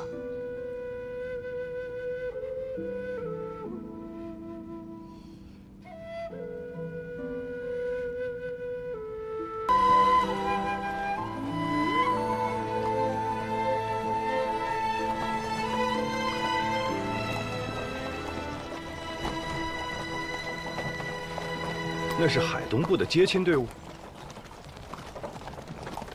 我们走了有30里了。正是。对，是海东部使者吗？正是，奉可汗之命前来迎接东夏公主。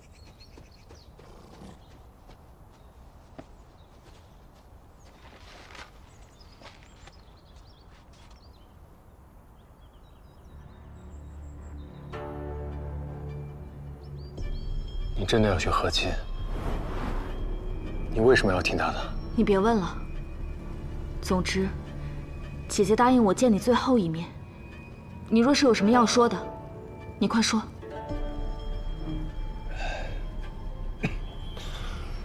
早知道会这样，还不如一直留在枕楼里待着了。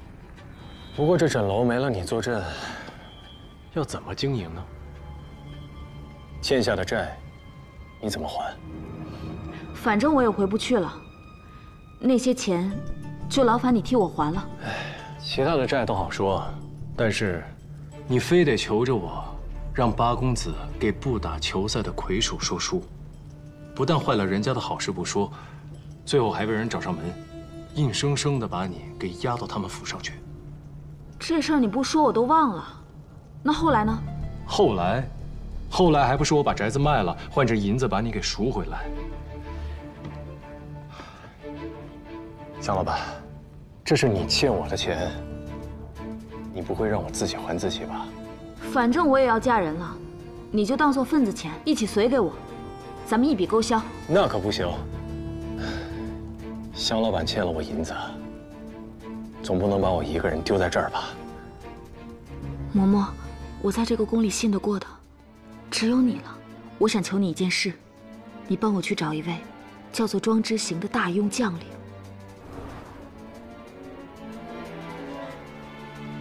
茶宴无误。公主的一切随驾全在车上，请照顾好我们的公主。放心，我们会让公主和可汗顺利完婚。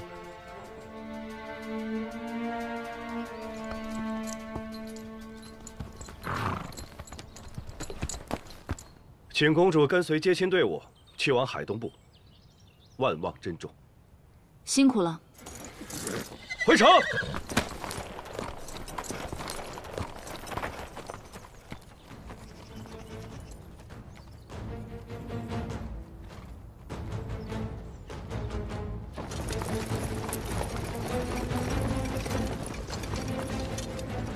公主，可以出来了。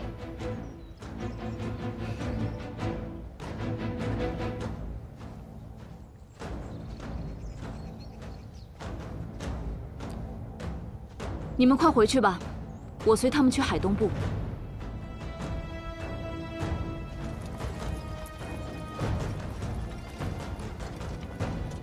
臧大人，我奉庄将军之命来这里接你们。夏侯，多谢。把车里东西一并带走。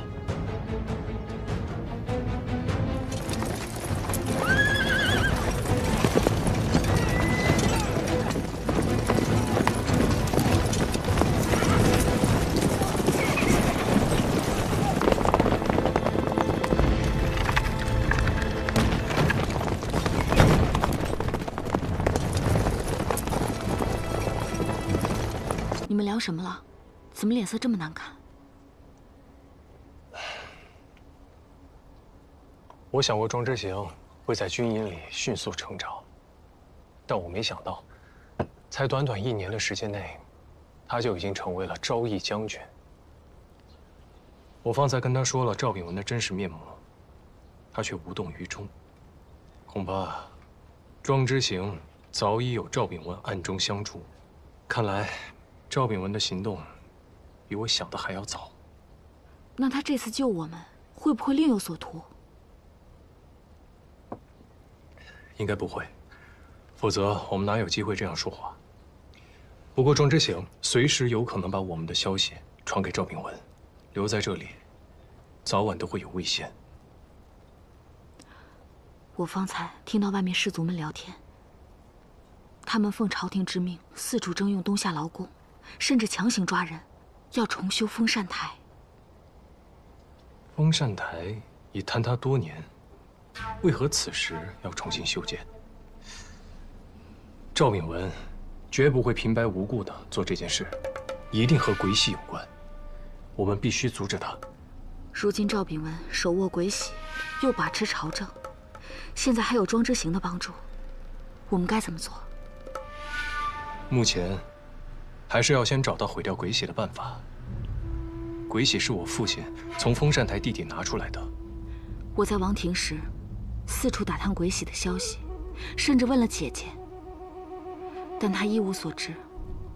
因为母亲死在大庸，关于鬼玺的很多事情都没来得及告诉她。不过我的身边有一位跟随母亲多年的嬷嬷，她告诉了我一个关于鬼玺的传说。相传在东夏的地底，有另一片天地，那里有穹庐一样的天幕。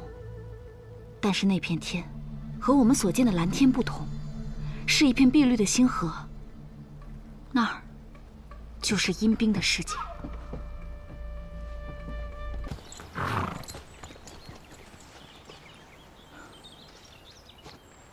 走。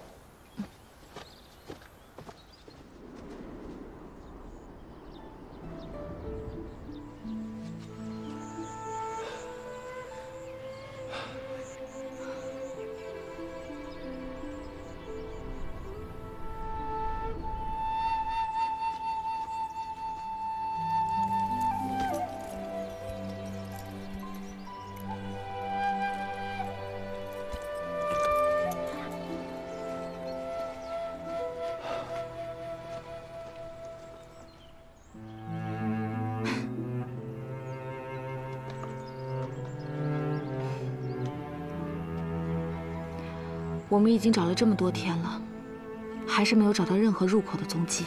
就算庄之行说了风扇台的位置，但我爹当年进入的那条路已经不复存在了。我们只能另想办法。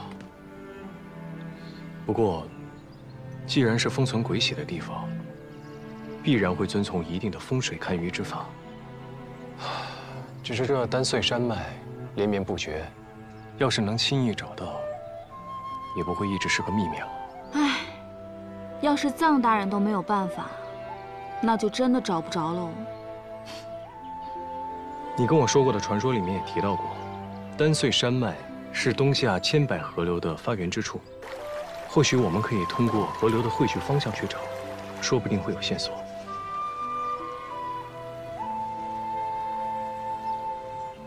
我曾翻阅过《东夏地理志》，这里应该是一条很深的大河，但如今却变成了浅溪。当年风扇台坍塌，山体一定有所损坏，才会有如此的变化。那些河水，只怕是从缝隙流入了地下的某个洞窟中。所以，只要我们找到水流消失的方向，说不定就能找到进去的路。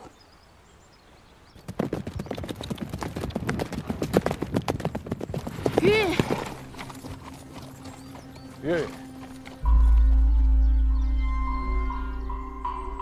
没有路了，入口会在这儿吗？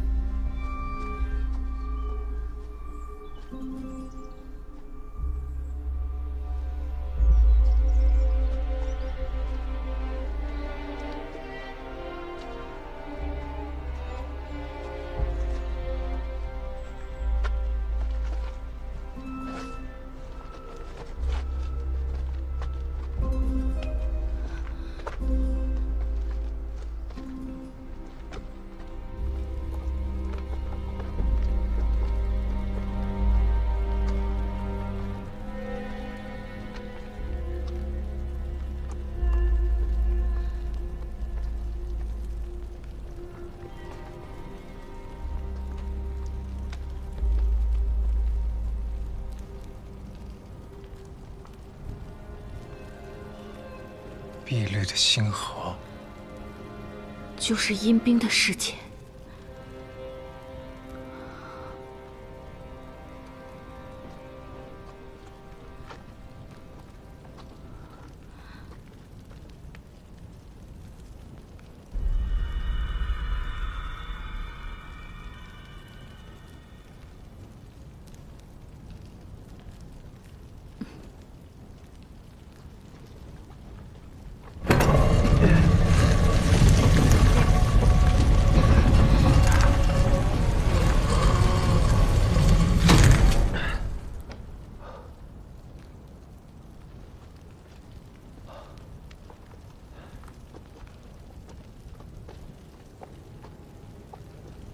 这座圣地，应该就是东夏的第9代女王明律胡达命人修建的。她是我的姥姥，但我却从未见过她。东夏当时靠鬼玺以弱胜强，最后鬼玺不知所终，才输在了庄如影的手下。传说，明律胡达女王将自己的生命献祭，用鬼玺带来了阴兵。你说，阴兵真的存在吗？我不相信这世上有鬼神存在，鬼神之说不过是为了抒发人们对世间种种不公的愤慨，寄托对善恶有报的渴望。我只是不明白，阴兵究竟是什么？他们是怎么被鬼玺召唤出来的？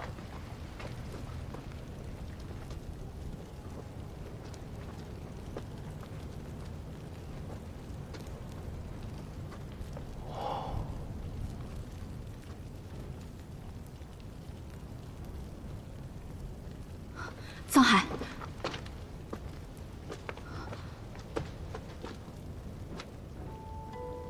这里确实有人来过。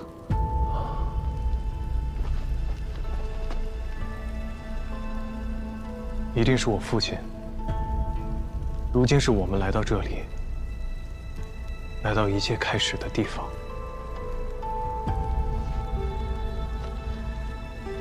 既然我曾经做了和我父亲一样的选择，那也是时候把他没有完成的事儿做个了结了。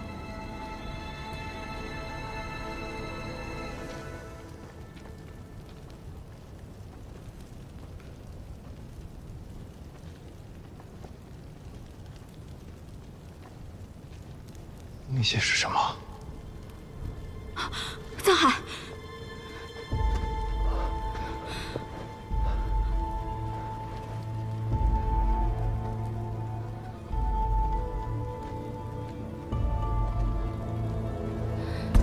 这些难道就是……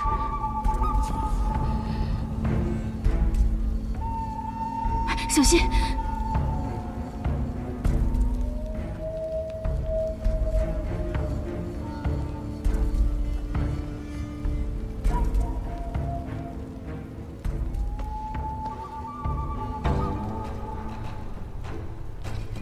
很多，你来看。这是东夏的战俘。没错，他们是东夏的士族。他们怎么会在这儿？难道死前经历了什么？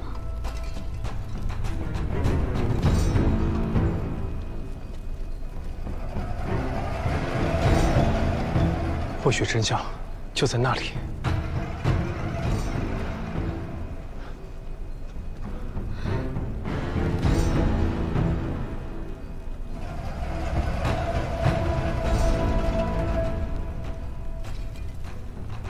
点灯。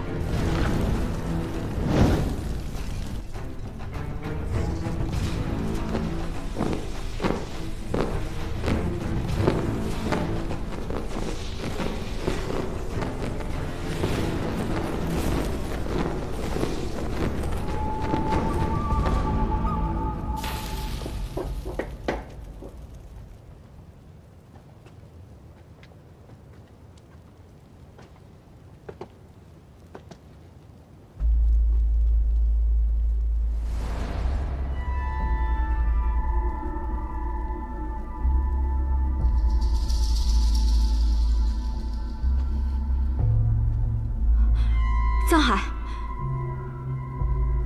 有人死在了这里。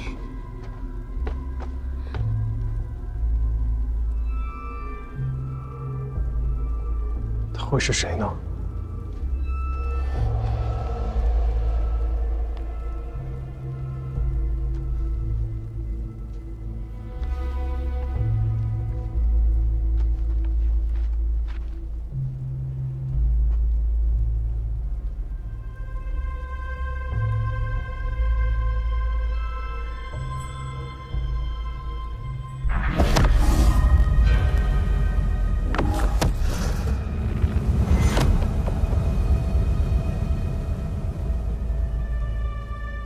这本册子记载的，好像就是当年的事情。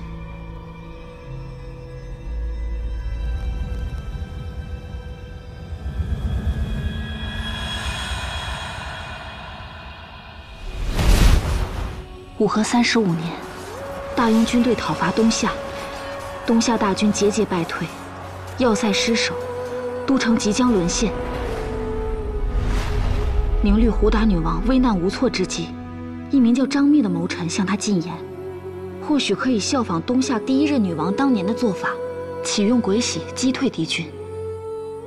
此时东夏已到存亡之际，女王犹豫再三后，派张灭进入丹岁山。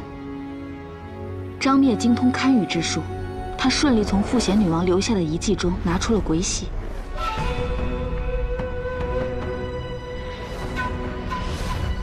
这是决定东夏存亡的一战。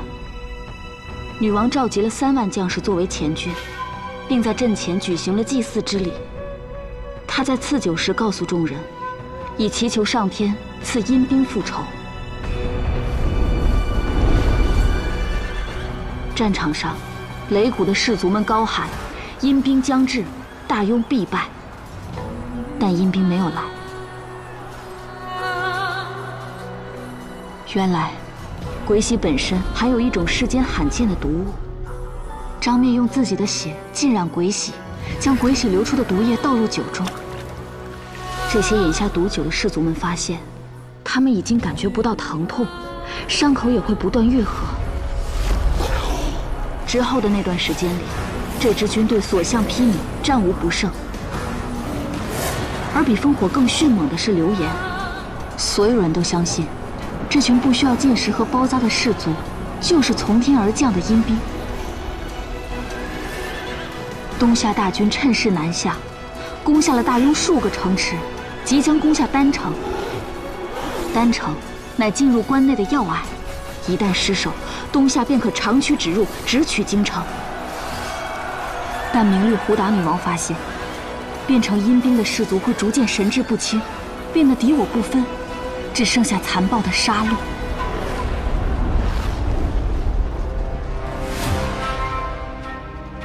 作为西陵圣母的后裔，为了阻止他们造成更大的灾难，女王用自己的王族之血来解鬼玺之毒。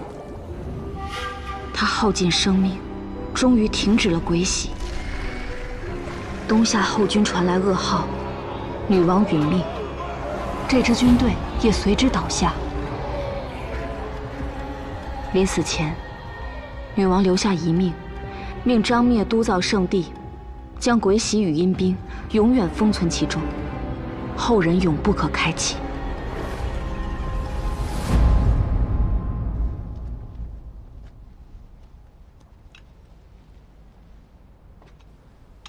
原来，这才是阴兵的真相。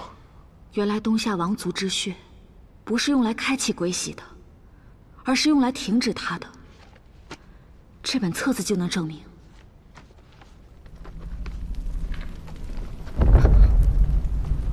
那边有动静。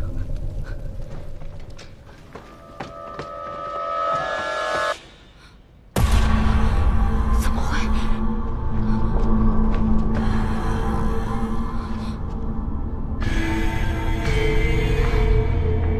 小心！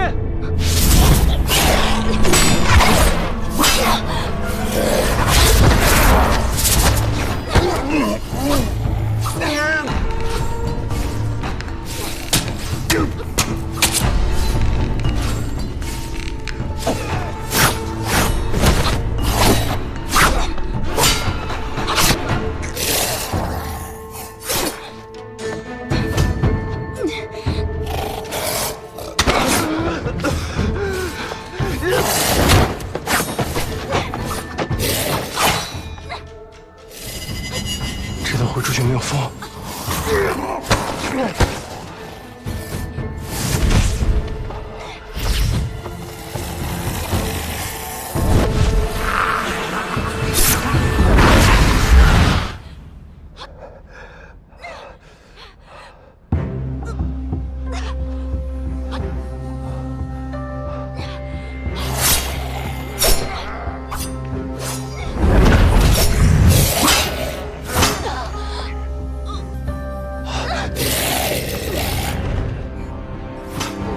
安托，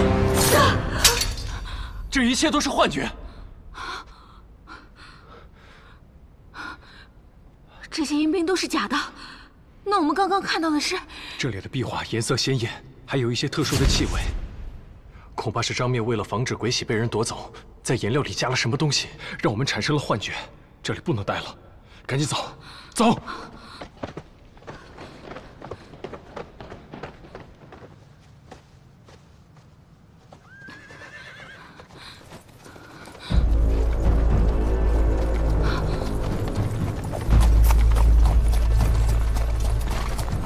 玉，你们在这里找到了什么？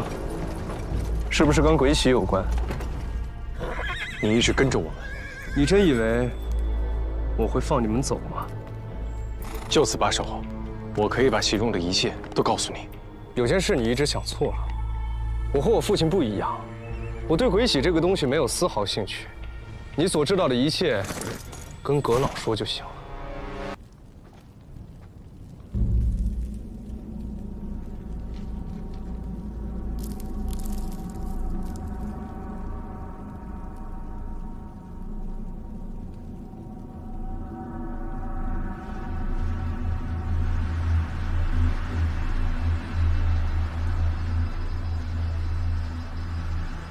这里就是蒯夺当年带走鬼玺的地方，阴兵就应该从这里而来。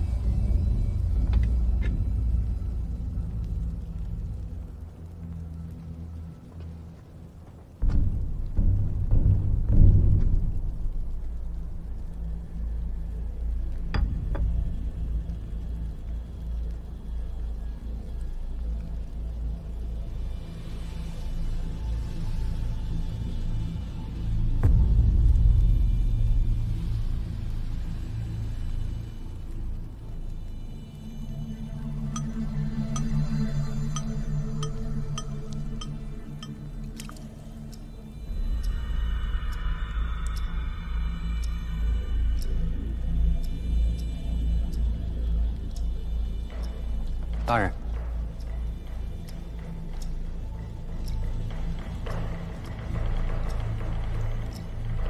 端出来。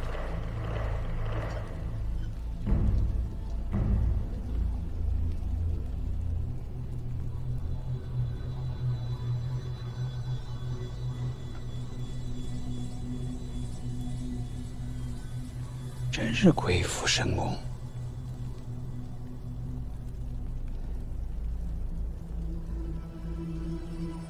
怕什么？端过去，给他。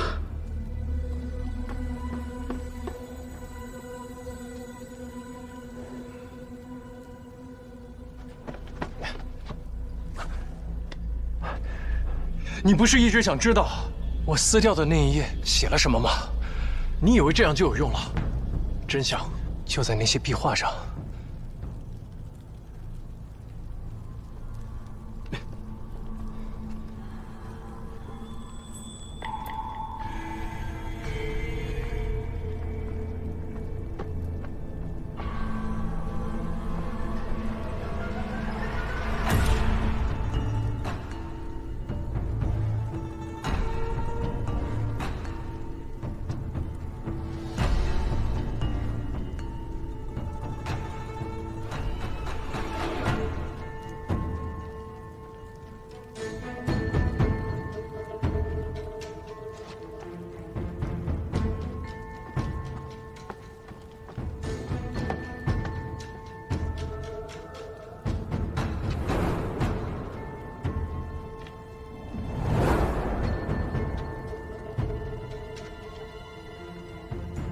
您不是教过我吗？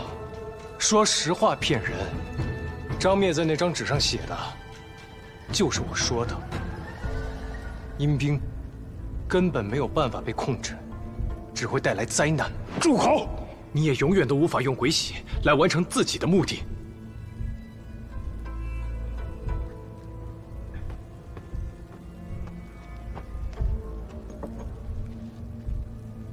藏海，鬼玺就在我手上。事到如今，难道你想用言语来杀了我吗？你是不是太天真了？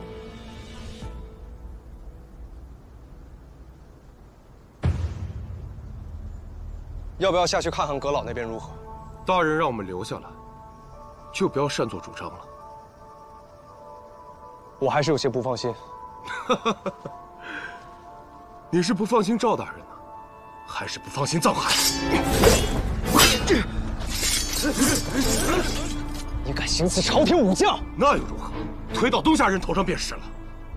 你以为你放走东夏公主赵大人就不知道吗？今日就把你们所有人都勒结在这儿。哦，真是巧了。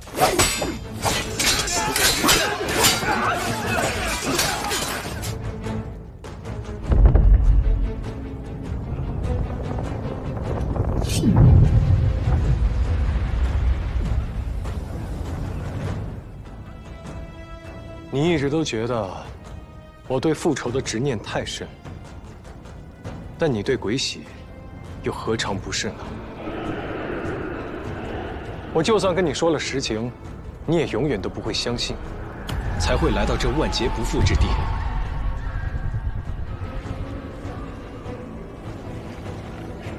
您不是想知道怎么操纵阴兵吗？你现在好好看看，这阴兵是如何听我号令的。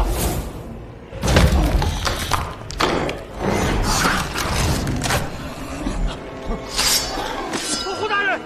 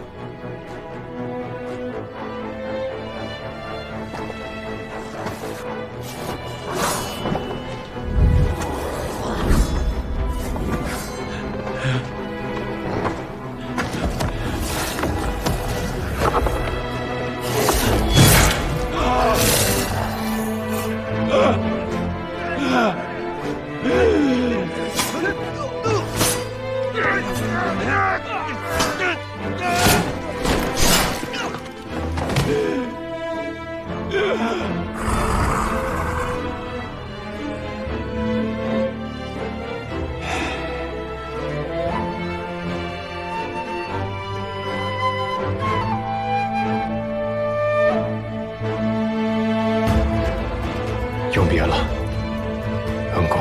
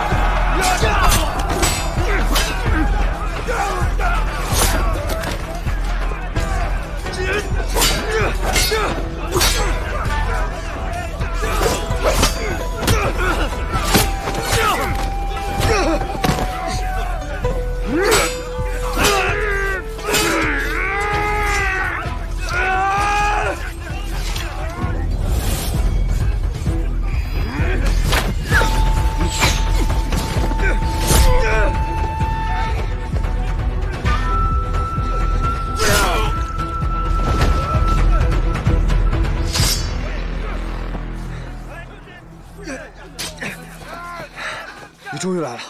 藏海在哪儿？他和赵炳文还在下面，快去！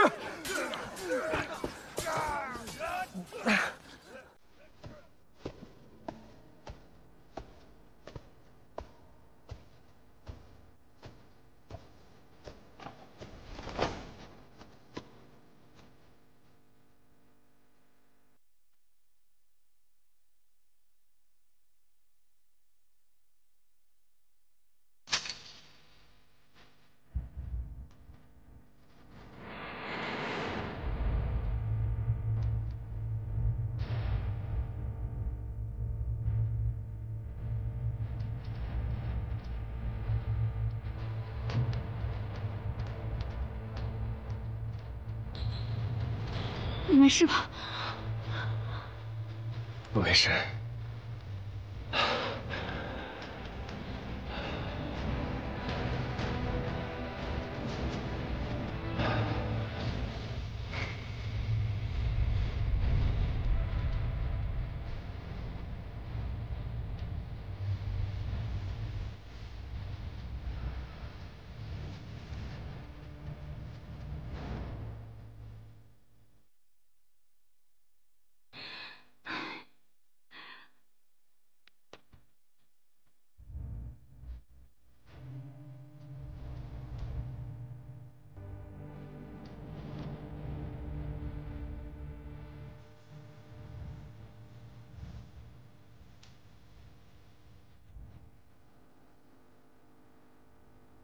母亲要找回他，就是为了让世人不再使用鬼玺。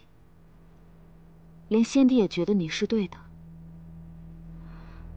我会告诉姐姐，鬼玺已毁，赵炳文就是因为用了它而死。鬼玺还有太多的秘密，这里面究竟藏有什么样的力量，还未可知。可若是把它留在世上，终究是个麻烦。 关乎天下苍生，我要想办法弄明白他的一切，再让他从这世上真正的消失。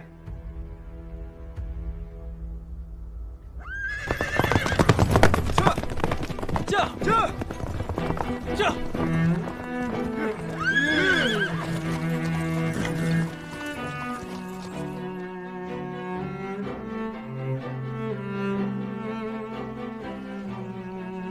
我还以为这辈子再也回不去京城了。庄将军护国有功，新皇召你回京，这下也算是得偿所愿了吧？赵炳文的所作所为，尽人皆知，皇上也将你官复原职了。臧大人，以后还得请你多多相助了。臧海。 要不要与我赛马，比试比试？你是马背上的将军，怎么好意思跟我比这个？你骑马的本事也不差呀。这。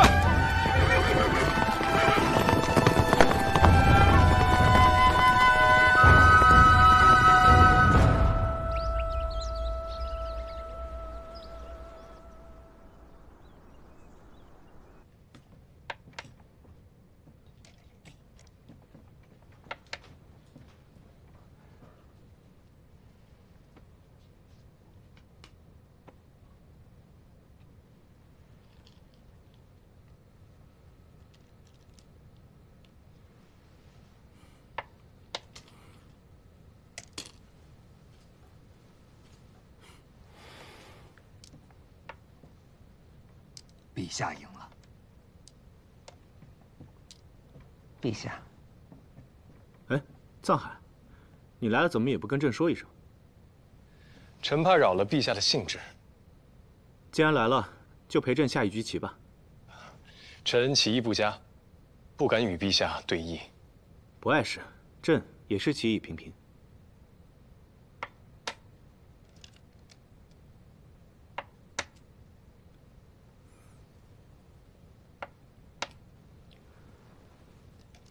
朕在还未入宫时，就听说过你不仅博学多识、工于营造，更有治世之才。陛下过奖了，臣出身布衣，不过是略懂些雕虫小技。你不必自谦，朕可是听说，你深受先帝喜爱。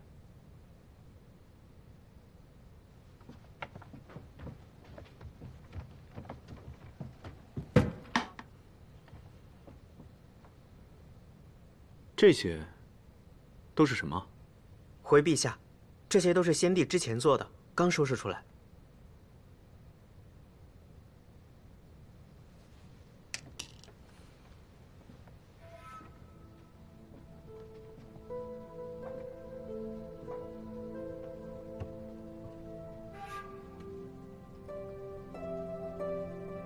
藏海，你说，朕该怎么处置这些东西呢？宫里的一切，都听凭陛下处置。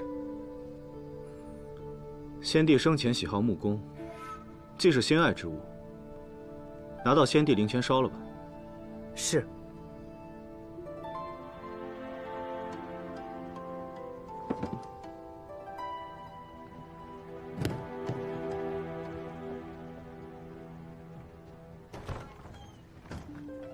藏海，你替朕铲除了奸佞，可想要什么赏赐？回陛下，臣的确有一事相求。前任钦天监监正蒯夺，忠君爱国，他是被赵秉文所害，还请陛下将此事昭告天下。这本就是理所应当之事，算不上什么赏赐。除此之外，你还想要什么？陛下，臣想要致仕还乡。藏海，朕初登基，正是用人之期。朕本想让你重回内阁，帮朕查官治吏，你不愿意吗？臣自入仕以来，终日惶恐，暗度劳形，深感自己志不在此，乐不在其中。先帝还在时，臣就已经有辞官归隐之愿，还望陛下恩准。你想清楚了？也罢，既然你心意已决，朕也留不住你。来，陪朕把这局棋下完吧。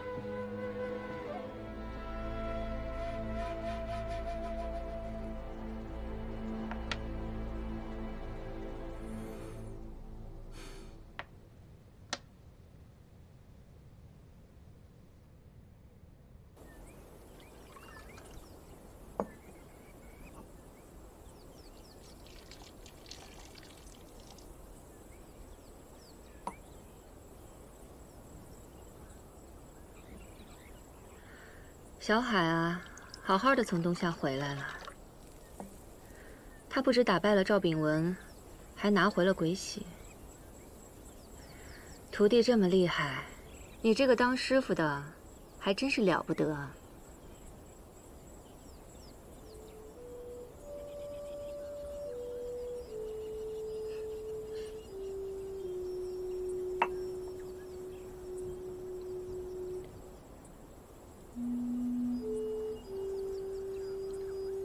你用高明这个身份活了10来年，埋在这依山傍水的地方，还算是个好归宿。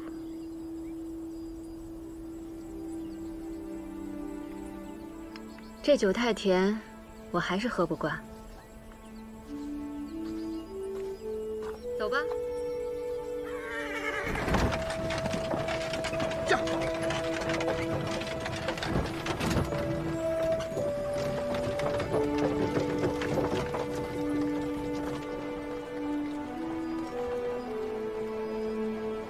哎，姑娘，我这有上好的竹叶青，你闻一下，看喜不喜欢。安徒，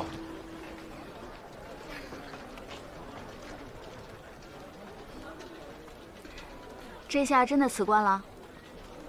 怎么，怕我反悔不成？趁着你去找皇上，我去找了一趟八公子。八公子，莫非他又在给别人说书了？不是说书，是教书。童儿现在是大庸学宫的女夫子，都没顾得上和我说几句，就被他的学生们拉走了。走吧。小海，哎，信上说的就是这个时候来啊。小海，小海，臧大人。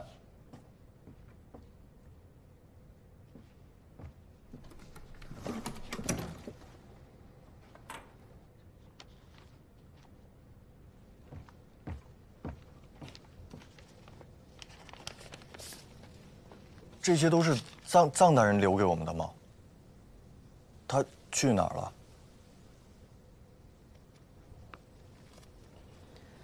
小海走了，也不知道下回见面是什么时候。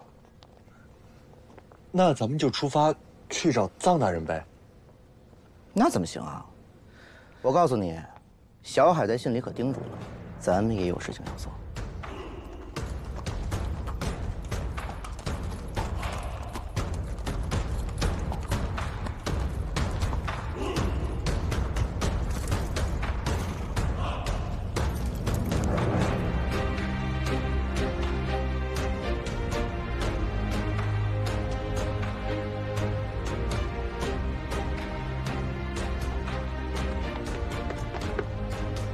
侯爷，请。